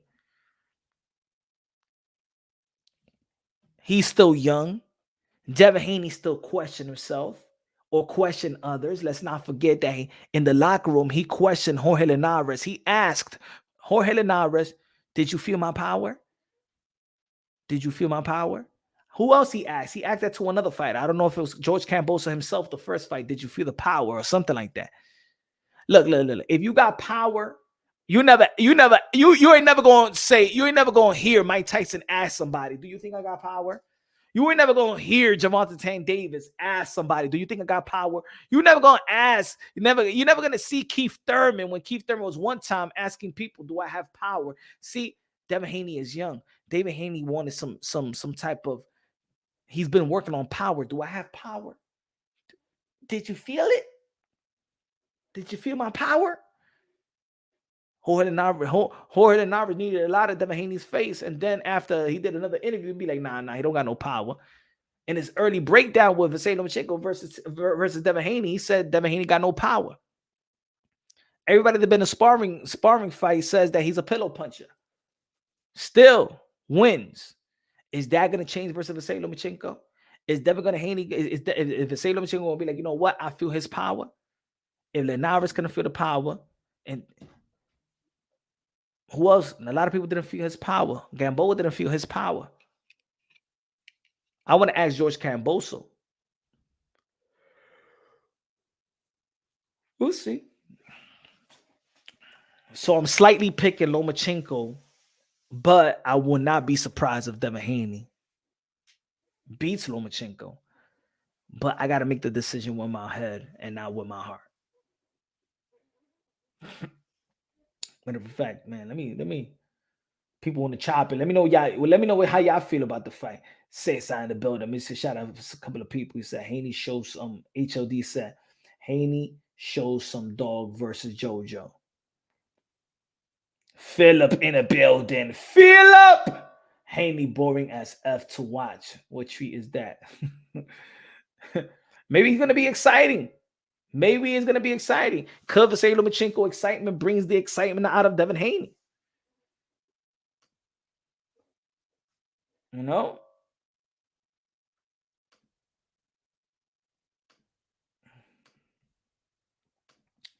Let me send the link. Let's see. People want to chop it up. Send the link. There you go. Haney is going through some growth and he is still developing. Facts. Facts. Savage! Con los 5 pesos! Punch. I literally fell asleep yesterday watching the Haney and Linares fight, and it was in the afternoon. Haney needs to show some. Yo, I don't think that was a boring fight, though. The Linares fight. I actually like that fight. I like that Devin Haney was trying to implement power, push Linares back. The 6th round was good. I think it was a good fight. I just think that, again, Devin Haney is young and he's still trying to find himself and be comfortable with how he's growing. And I think he's figuring out right now that, you know what? Let me just be who I am, because I'm trying to be something I'm not, to be exciting, but I probably don't have that type of strength. Look at how savage. HLD in the building. Dime mi hermano. ¿Qué lo que? Dime a little punch, man. Yo, you've been eating stuffed cabbage, or you've been stuffing cabbage? Yeah. I'm Ahora kind of slow. entiendo. I'm kind of slow. I'm kind of slow. How we doing, hermano? I'm doing good, man. Everybody talking about this fight. You already know, man. In my thumbnail, I have it: win, lose, or robbery. Let me ask you, you know what I'm saying? Hop on a panel. Let me ask you, do you feel is a robbery? It could potentially be a robbery. And if it does, who will be robbed? I don't think there's gonna be a robbery. I mean, I don't have that inclination for this fight. Um, Now, if we want to talk about, who benefits winning the most, as far as, for winning for the promoter, I think, yeah, we could talk that way, and I can say, yeah, it would benefit Bob Arum if Loma won, I think, because he has Shakur right there secured to fight that next fight. We don't know what Devin Haney's future is exactly with the 135. So I mean, in that sense, yeah, I can, but you know, do I have any inclination about anything like that happening? I don't. But if it does, we'll be talking about it. Shit, we'll be talking about Saturday night. So but let's hope not, man. What I want is we'll have a good fight, I, and that's I know, and this the part where I really don't want to talk about it. I really don't want to say that there's gonna be a robbery or corruption, but I'm just going by the energy this week. This week that people talking about the Rolly Romero and stuff like that, and the corruption and people nobody's doing nothing about it, and it's just gonna be swept under the rug. All right, so yeah, there's no oversight, Punch. We know that there's no oversight in boxing here to step in and I know there's a couple of writers out there that stepped into the commissioner meeting on Wednesday, and another writer that I don't know if went to something else, try to get some answers to see what's gonna happen. She tried to hold somebody accountable, at least to give us something out of it, but can you expect something really to happen? I don't know, man. Boxing, that is the wild, wild west. Who the fuck is gonna check them? So, facts. So who do you think, aside from a potential robbery, corruption, everything's all fair play, the fix is not in, who who is going to win the fight? Who you got? well, this is all on paper, and as we know, until the fight happens, we really don't know shit. But on paper, I think Linares broke it down perfectly earlier today. Yeah, I, what he said. What he said today. well, I heard a little. I heard a little bit what he said in the past. he broke it down, and this is this is uh shortcut of what he said. He gave the advantages. He first declared Loma is a clean fighter, not a dirty fighter. He says very clean fighter. Mm, He gave power, speed, uh, ring IQ, or you can relate that with the experience on mm, Lomachenko's side. He gave Haney size, length, mm. Of course. uh, the jab, Mhm. and then he said running. Oh, he said that. Yeah, and so um, but he just broke it down, and I think this is as fair as you get. If the way he broke it down is, and I think I go along with it. If Lomachenko cannot nullify or contain Haney's jab, Haney will win on points. Mhm. But if Lomachenko is to control Haney's jab, he sees Loma by TKO See, I or don't see. decision. I don't. It's hard for me to see Devin Haney beating Lomachenko with a jab for 12 rounds. There's going to be some type of adjustments from Lomachenko. Lomachenko has fought.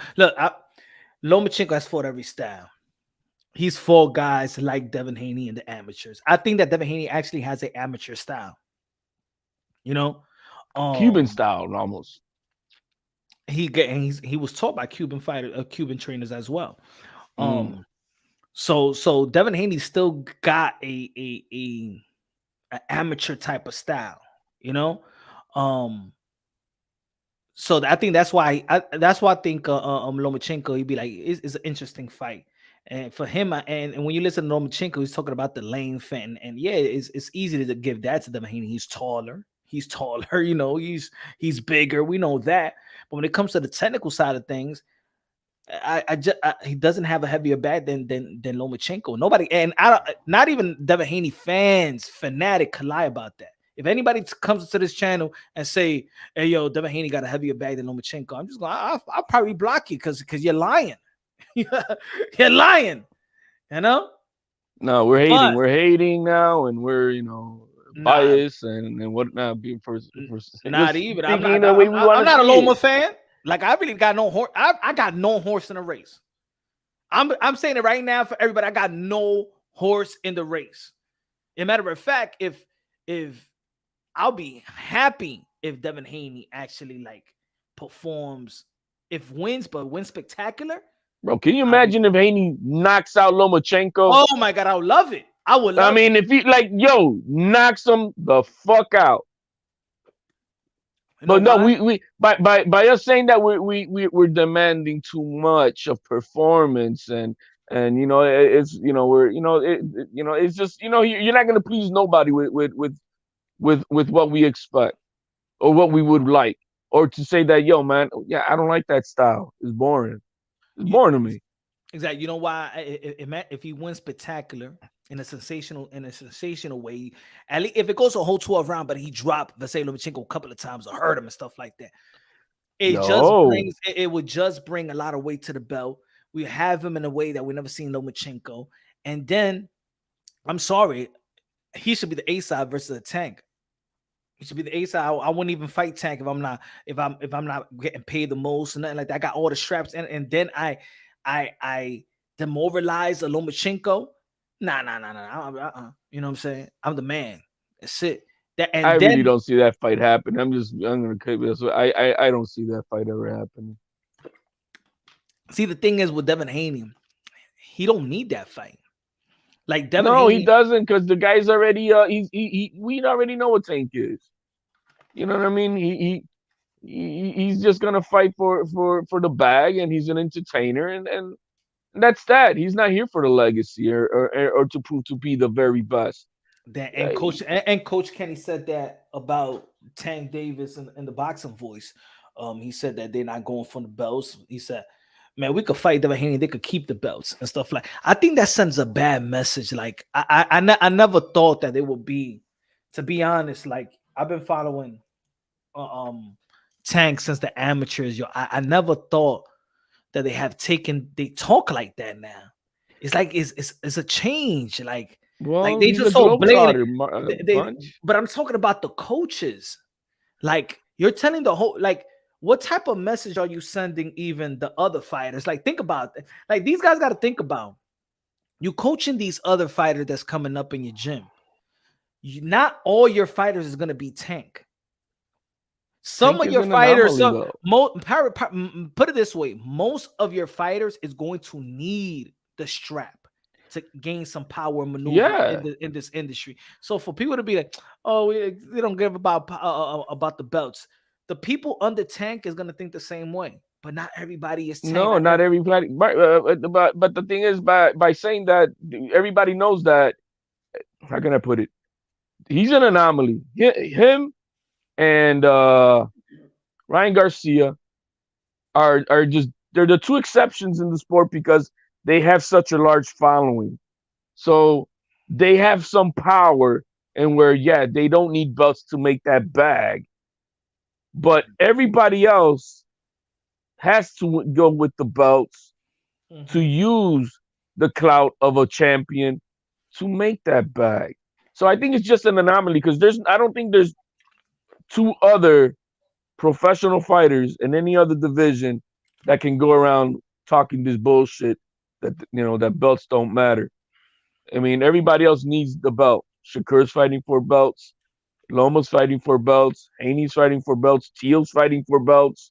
Everybody else is fighting for belts for legacy.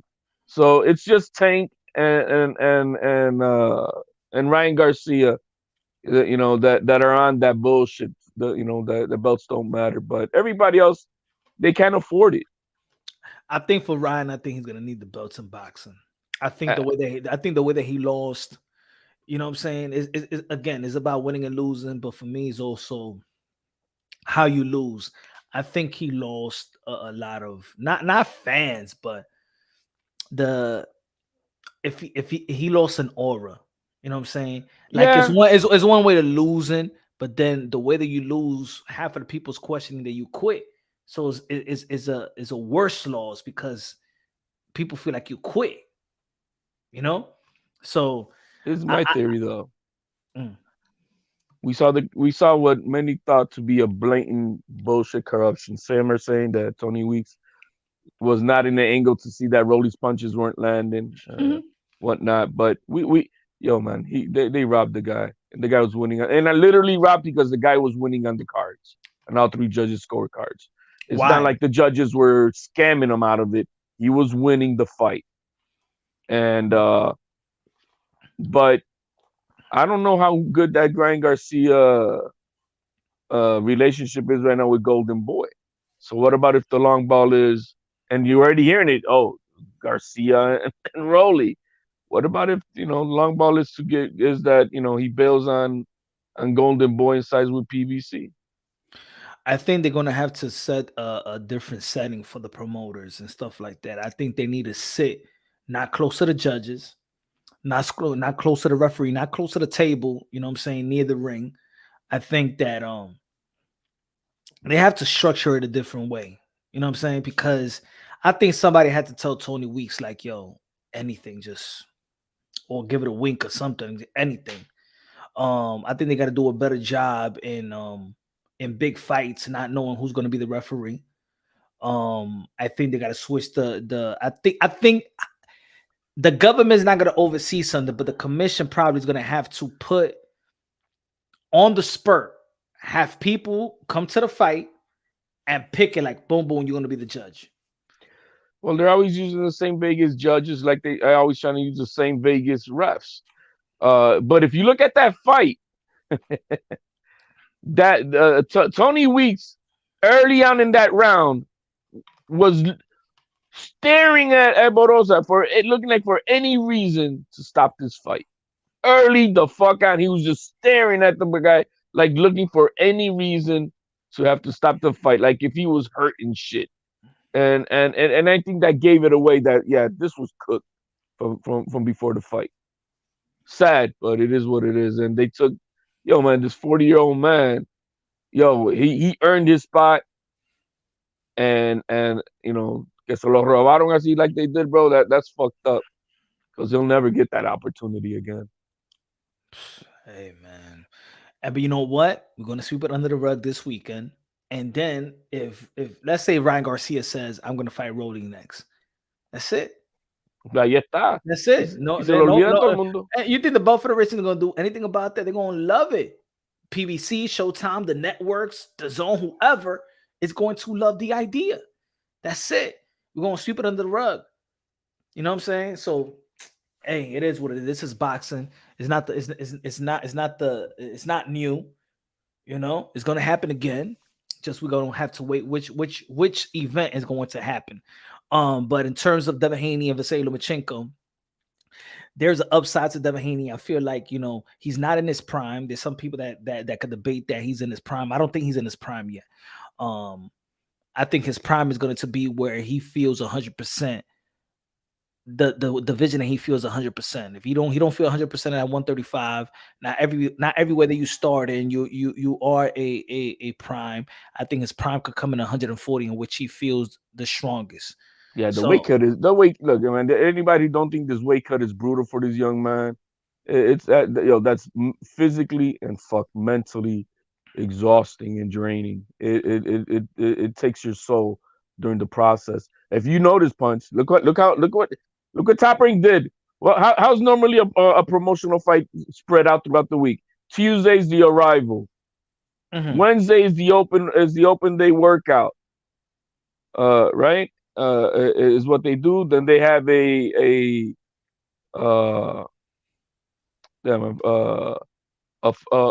know there's like a final day press conference, and they skipped that today.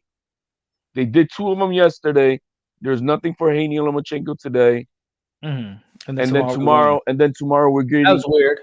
A ceremonial. I guess it has to be because it's at 4:00 Vegas time. The weigh-ins. That's got to be ceremonial. So that means they gave Haney the space and time to do the weight cut, because he looked like he's gonna have to do a fast weight cut. The way he was looking, he looked pretty full to me. I don't know. That's the way I saw. He looked like he was still like 10 pounds away.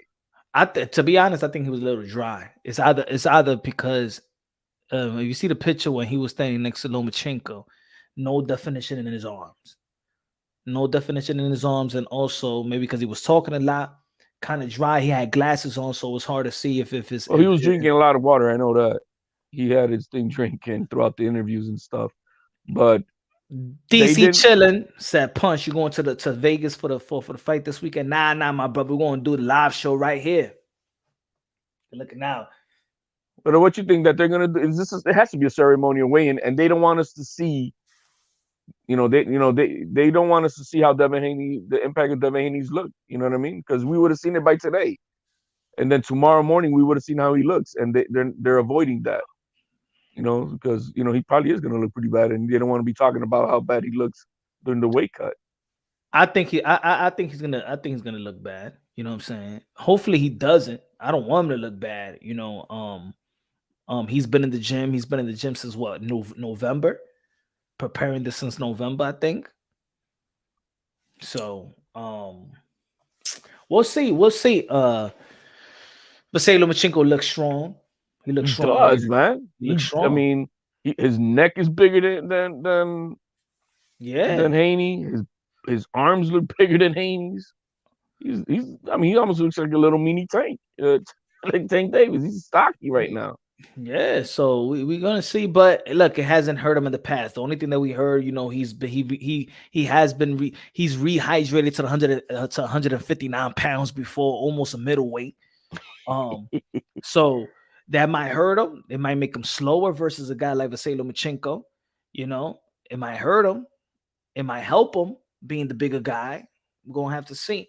But I think that their team didn't know what they doing. Top Rank knew what they were doing. Devin Haney didn't want this fight to be this long. He wanted this fight to be at least in March. Is in May, late May. Right. We'll see. I think he got the skills to pay the bills, and I think that his skills could increase as well. So if Devin Haney wins, it's because if he wins, I think it's because he added to his game, added more wrinkles. And I'm not going to say that, Lomachenko was old. No. Lomachenko was in the back end of his prime. He's still in his prime years. Didn't take a lot of punishment in his career. This is going to be his 20th fight, 19th fight, something like that. I think he is so differently conditioned than most fighters we've seen in the past. Because 35 years for a lightweight is old, typically. But Lomachenko's a different animal. The guy is always in shape. He's always taking his craft seriously. I mean, when we're talking about age, there's like when people like to, because when people debate all this stuff and age, but this fighter used to fight when he was old. We're going by guys that used to fight 5 times a year, and then it's 30-something years old. They taking a lot of toll, a lot of camps, a lot of wear and tear.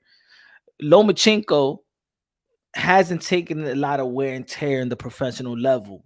They could bring up 400 amateur bouts, but let's not forget those 400 amateur bouts. Most of them was with headgear, and then he's not fighting 412 round, 10 round bouts. He's fighting 3 to 4 rounds. Yeah, but even if let's say you divide, you take the 400, add all the rounds up to like 10 rounders, by adding, so make it like 200 fights at 10 rounds. That's still a lot of fights. You know what I mean? I think it is, but he's a different animal. I think he's not the typical guy. He's that we see in the past. The man is always in tip top shape. His longest layoff was the one he had right before Jermaine Ortiz, so that speaks volumes because it wasn't a really super long layoff. So I mean, I think we shouldn't have that as it shouldn't be as an excuse of his total performance. I don't know about his defense though. That's one thing a lot of people ain't talking about. But his defense for me been slacking since the Pedraza fight. He looked like Raccoon versus Pedraza. Luke Campbell was touching him up. Linares touched him up. Tio touched him up. Jermaine Ortiz touched him up. For me, when it comes to Vasily Lomachenko's defense, is average to me at this point. I think that Devin Haney should actually overwhelm him, not only with the jab, with some combination punches and stuff like that.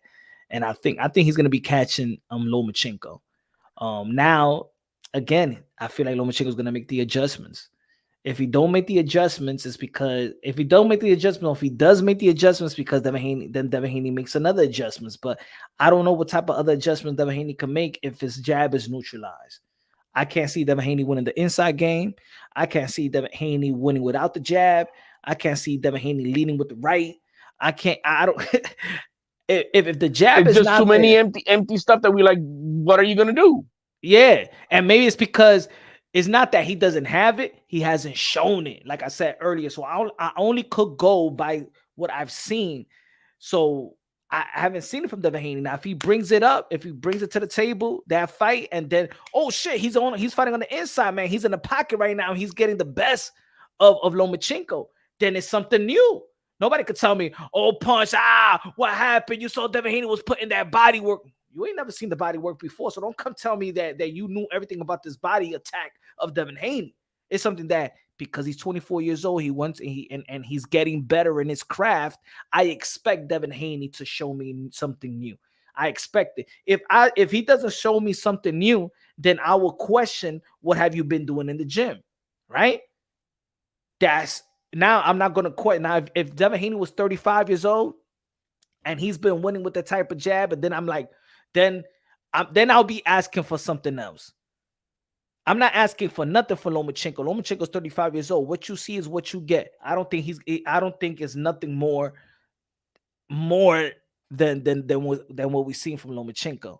But I think there's something more from Devin Haney. Well, you know, we talked about his defense, you know, and yeah, the raccoon eyes, like we say, right? He's good, but I think that also plays in part is because coming up to the 135, he is facing now bigger dudes, and he has no choice but to have to take some lick to go get some to give some licks.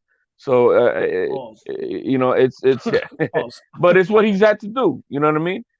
So I think that plays in part. Plus, the guys are stronger too at 135. Um, what was the other thing? What we're gonna see him do?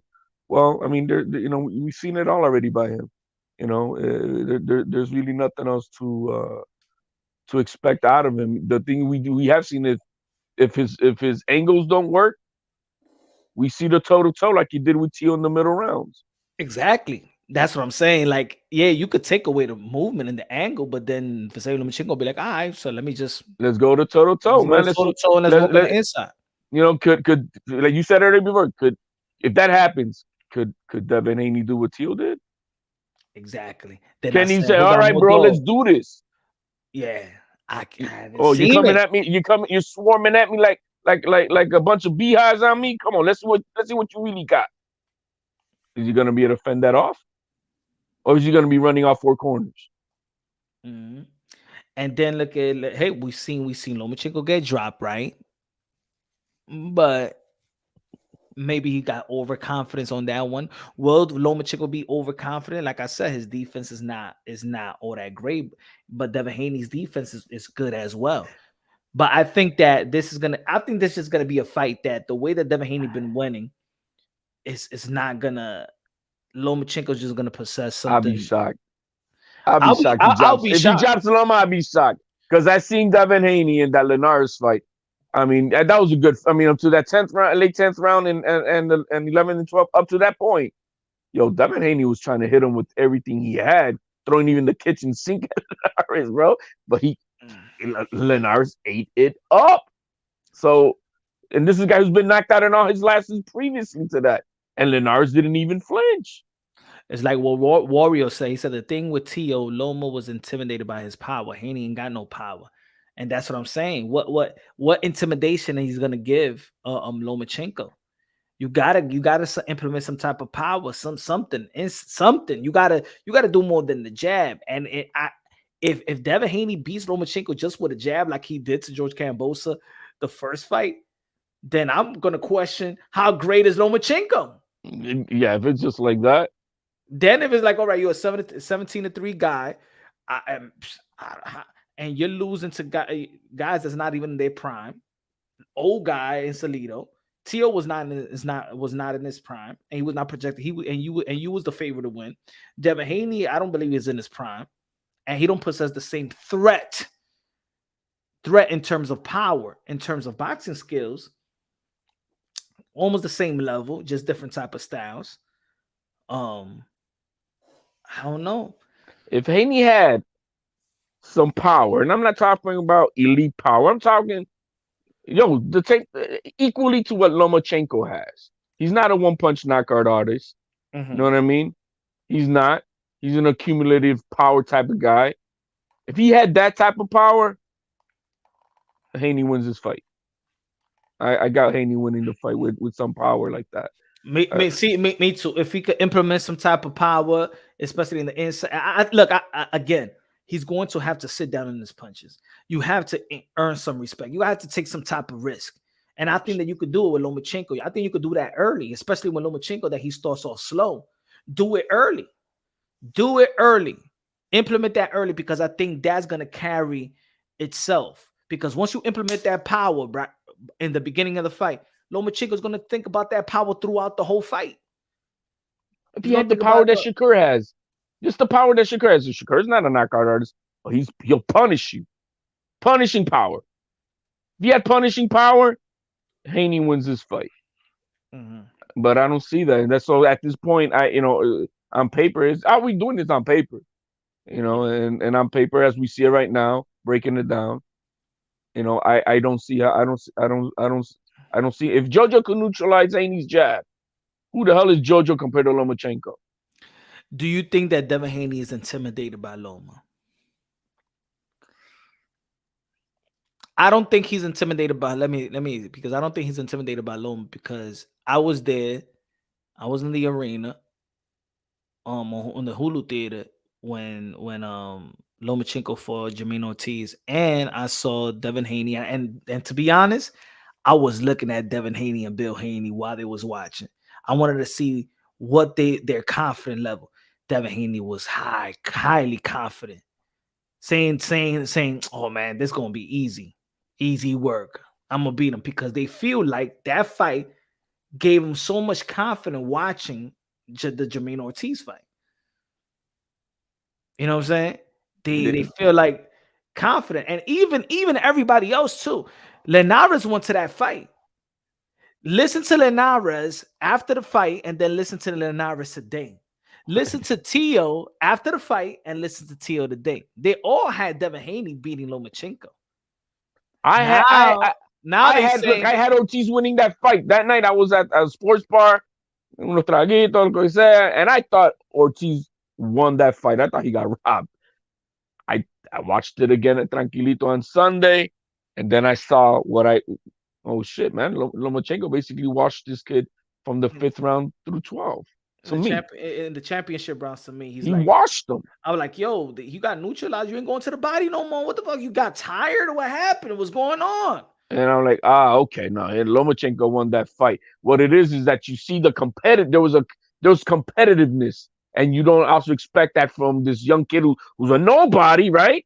Mm, He's a nobody, so in our minds we like, oh shit. But right now today, I say, yo, Ortiz is gonna be a problem here for a lot of guys here at 135. This guy's good. He's the goods. mm. Actually, I expect him fighting Cambosos here soon. This later this year. I think that's what's going to end up happening. But I think we underestimated Ortiz uh, in that fight, Mm. and then we thought that he did a lot more in that fight versus Lomachenko. But no, I took it all back. I'm like, no, man, Lomachenko won that fight. Yeah. Loma won that fight to me. I think that I remember I was saying this and next to the dude, he's like, "Oh man, he's letting him win, man. He getting tired." I said, "Nah. Lomachenko already took the body attack away from Jermaine Ortiz. He neutralized Jermaine Ortiz's body attack. Some people will say he got tired. I said he took the body away from him. Yeah, He make I think I ended up adjustments. scoring it 8-4. I don't know what you scored of that fight, but I thought it was like 8-4. 115, 113. 115, I think 116, 112, 115, 113. I was there, so I wasn't scoring it like I usually do, but I was going by rounds, and I think the championship rounds, So lo limpió, man. Jermaine Ortiz was winning, and I think he took I think I did at 115, 113. I had it by a round or two for Loma. Yeah, I saw today also they have the meetings, the The production fight meeting? meeting. Yeah, the Yeah, the fight. fight meeting. Mhm. And and they had a video on that ESPN or Top Rank, and I haven't seen almost none of it. yeah, they showed it, and you call it for what it is. I'm just looking at body language. Body language to me showed Haney like slow and just now you know what and I seen one part that I'm like, Devin Haney respects Loma when Loma said, "Excuse me." oh yeah, cállate, cállate, and then he told him, now speak. Now And I said, and you know what I was thinking? I said, if he is like, I was gonna tweet that right before I went live. Right before I went live, I was gonna tweet. If he fights the same way that the same respect that he had for Lomachenko, he's gonna lose this. You peeped that, right? Excuse me. Excuse me. Excuse me. It's like, he set the F up right, and then after that, and then okay, now you. He said, you tell me you never said I was old. Oh yeah, I did say it on Twitter. Oh, yo, well, yeah, that looked like a little kid admitting to some bullshit, right? And then Lomachenko said, "Oh, I guess that wasn't you." You know, maybe it was somebody else. Indicating maybe somebody run your shit, run your Twitter. Can you imagine? See, I think they should have stirred the pot. Man, I don't know. That is me because the promotional was like snoozing and can you imagine somebody say, "Yo, man, do throw out the white boy thing," even though you're part of it. Oh, you say you could beat Lomachenko, white boy thing. You want to bring that out, or they would have brought out Haney. That's Bill what Haney I'm talking about. This could have been better, bro. or bring out the video. Yo, Bill Haney saying, he never went to war. Oh shit. Yeah, man. They should have brought that shit out, bro. Did you say Devin? Did you say you never fight a white boy? Matter of fact, I'm not white boy. I'm from Ukraine. Okay. Loma's too mature, man, and I respect him. In that sense, he's just, they asked him, "Oh, he says you're amateur fighting, right?" You're like, I'm not gonna talk about that. Waste my time, bro. I'm gonna waste my time with that shit. He said, what? Get the fuck out of here. That was a Canelo moment. Get the fuck out of here, man. I ain't talking about. I don't got nothing for this. You think, okay? I think it could have been better though. I think I think that the Haney, especially Bill, because Bill had a lot of things to say in these airwaves in the YTBC. Like you said, that Lomachenko never won a war. I thought that he was gonna bring that shit up and say, "Hey, yo, look, stop playing. You ain't never won a war." Yo, man, he was all diplomatic. You could have spiked this thing up. I want you to keep. I want you to keep that same energy. Oh no, bro. He was like, hey, on stage, he was out there. Oh, he went to the war, and he was all diplomatic and for his people. And I'm like, oh shit, look at this. How about you discrediting his resume? He's overrated. Yeah, and all this shit. Say that he said that he only got there because of his lights, because he's white. Say all this shit that you white say Jesus. He's about white him. Jesus. The Muslims calling him the white Jesus, talking shit. Yeah, like I wanted you to say all that stuff. Now is the moment. Oh, that's what it is. It's the YTBC thing. Oh, we like dirt. We like the dudes from the hood, and you just say what it is. Well, bro, they wouldn't allow us to be in that media room to stir that shit up. We would have stirred that pot up. Bill, is this you saying this? No, say what you say. You never gonna get beaten by a white boy. Come on, say all that shit, man. Hype this shit up, man. But anyway, man. No, but okay, hey, all said and done, man. Look, my mind says Lomachenko, my heart says Devin Haney, bro. That's how I see it. But I gotta go with my mind. I gotta go with what pays the bills and the skills. Yeah, because Punch, this is where the heart comes into it. All right, which is not stuff that you can really measure. All right, he's the younger fighter. He's the champion. He's got confidence. Yeah. Okay. You know what I mean? The stuff that we want to put stuff that are we gonna see that in the ring? Yeah, that's the breakdown for Haney. He's young, it's undisputed. He's bigger. He's a younger. You know what I'm saying? He didn't. Loma didn't look good versus Jermaine Ortiz. Devin Haney got a good jab. Devin Haney got good defense. Devin Haney got a good jab. Devin Haney got a good defense. Devin Haney and got a so good and so that's what Linares did jab. today, right? Linares broke it down. He said, "Yo, he's got more power. He's faster, timing. Uh, what else? He's a clean fighter. Um, and then when it came to He Haney know how you was break you down. He know how to break you down. right, and then what he an experience, right? And then what do you say for Haney? He's fought both guys, and I don't think he has a bias bone in his body to say one or the over the other because he Mhm, wants to do something with it. He's just saying then for Haney, okay, he's got size, mhm. he's got a jab, He know how to uh, work the distance. He know how to work the distance. yeah, he runs. He And know so how to I'm work like, the. okay, that's not, okay, so that by running he may tire out low.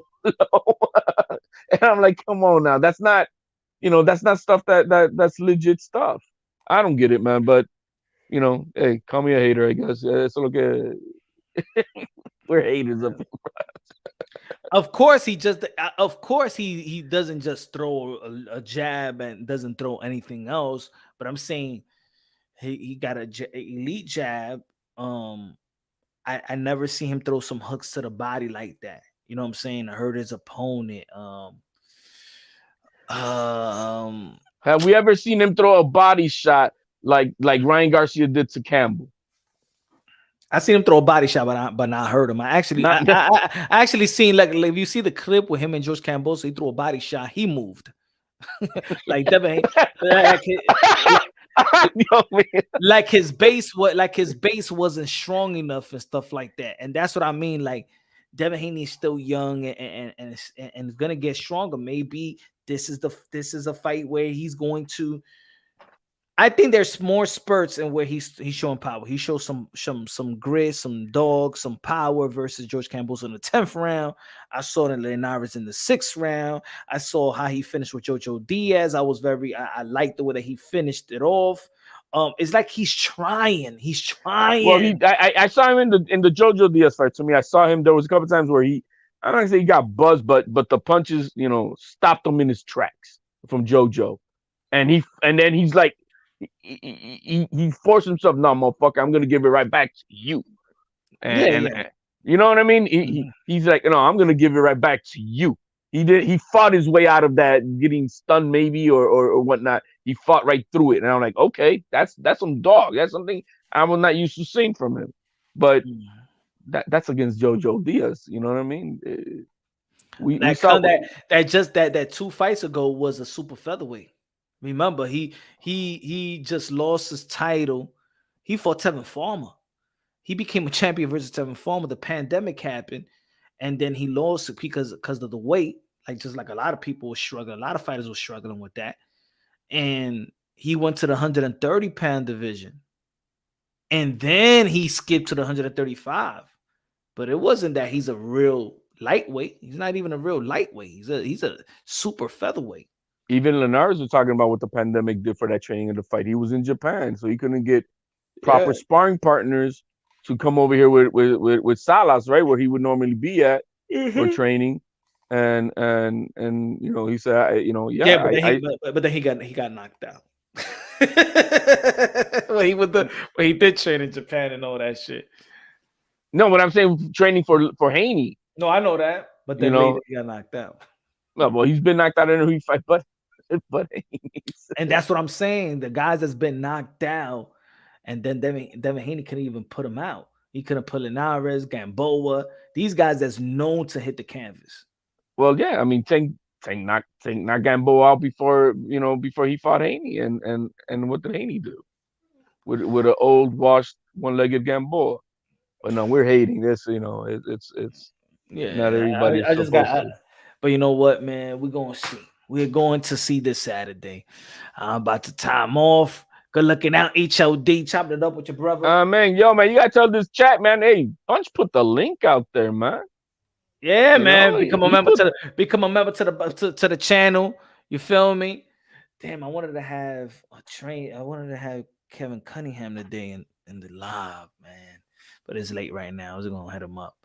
But Yeah, man, folks, man. Y'all already know, subscribe to the channel, smash the like button, check out the video, check out my breakdown, my technical breakdown on the heavy bag. You see, I'm not one of these boxing content creators that just sit in their ass and just talk a lot of ish. You know what I'm saying? I talk the talk and walk the walk. So check out, support the heavy bag technical breakdown of Devin the Dream Haney versus Vasily Lomachenko for Punch Drunk Boxing, aka Mr. Moonshine. All right? All right, we got too many boxing content creators just sit their ass and don't do shit. And take a shot. Take a shot. Yeah, Well, love if I you. punch, man. And Manu, as always, man. Thank you, man. God bless everyone. Hit that like button. Subscribe. Wepa. Peace out.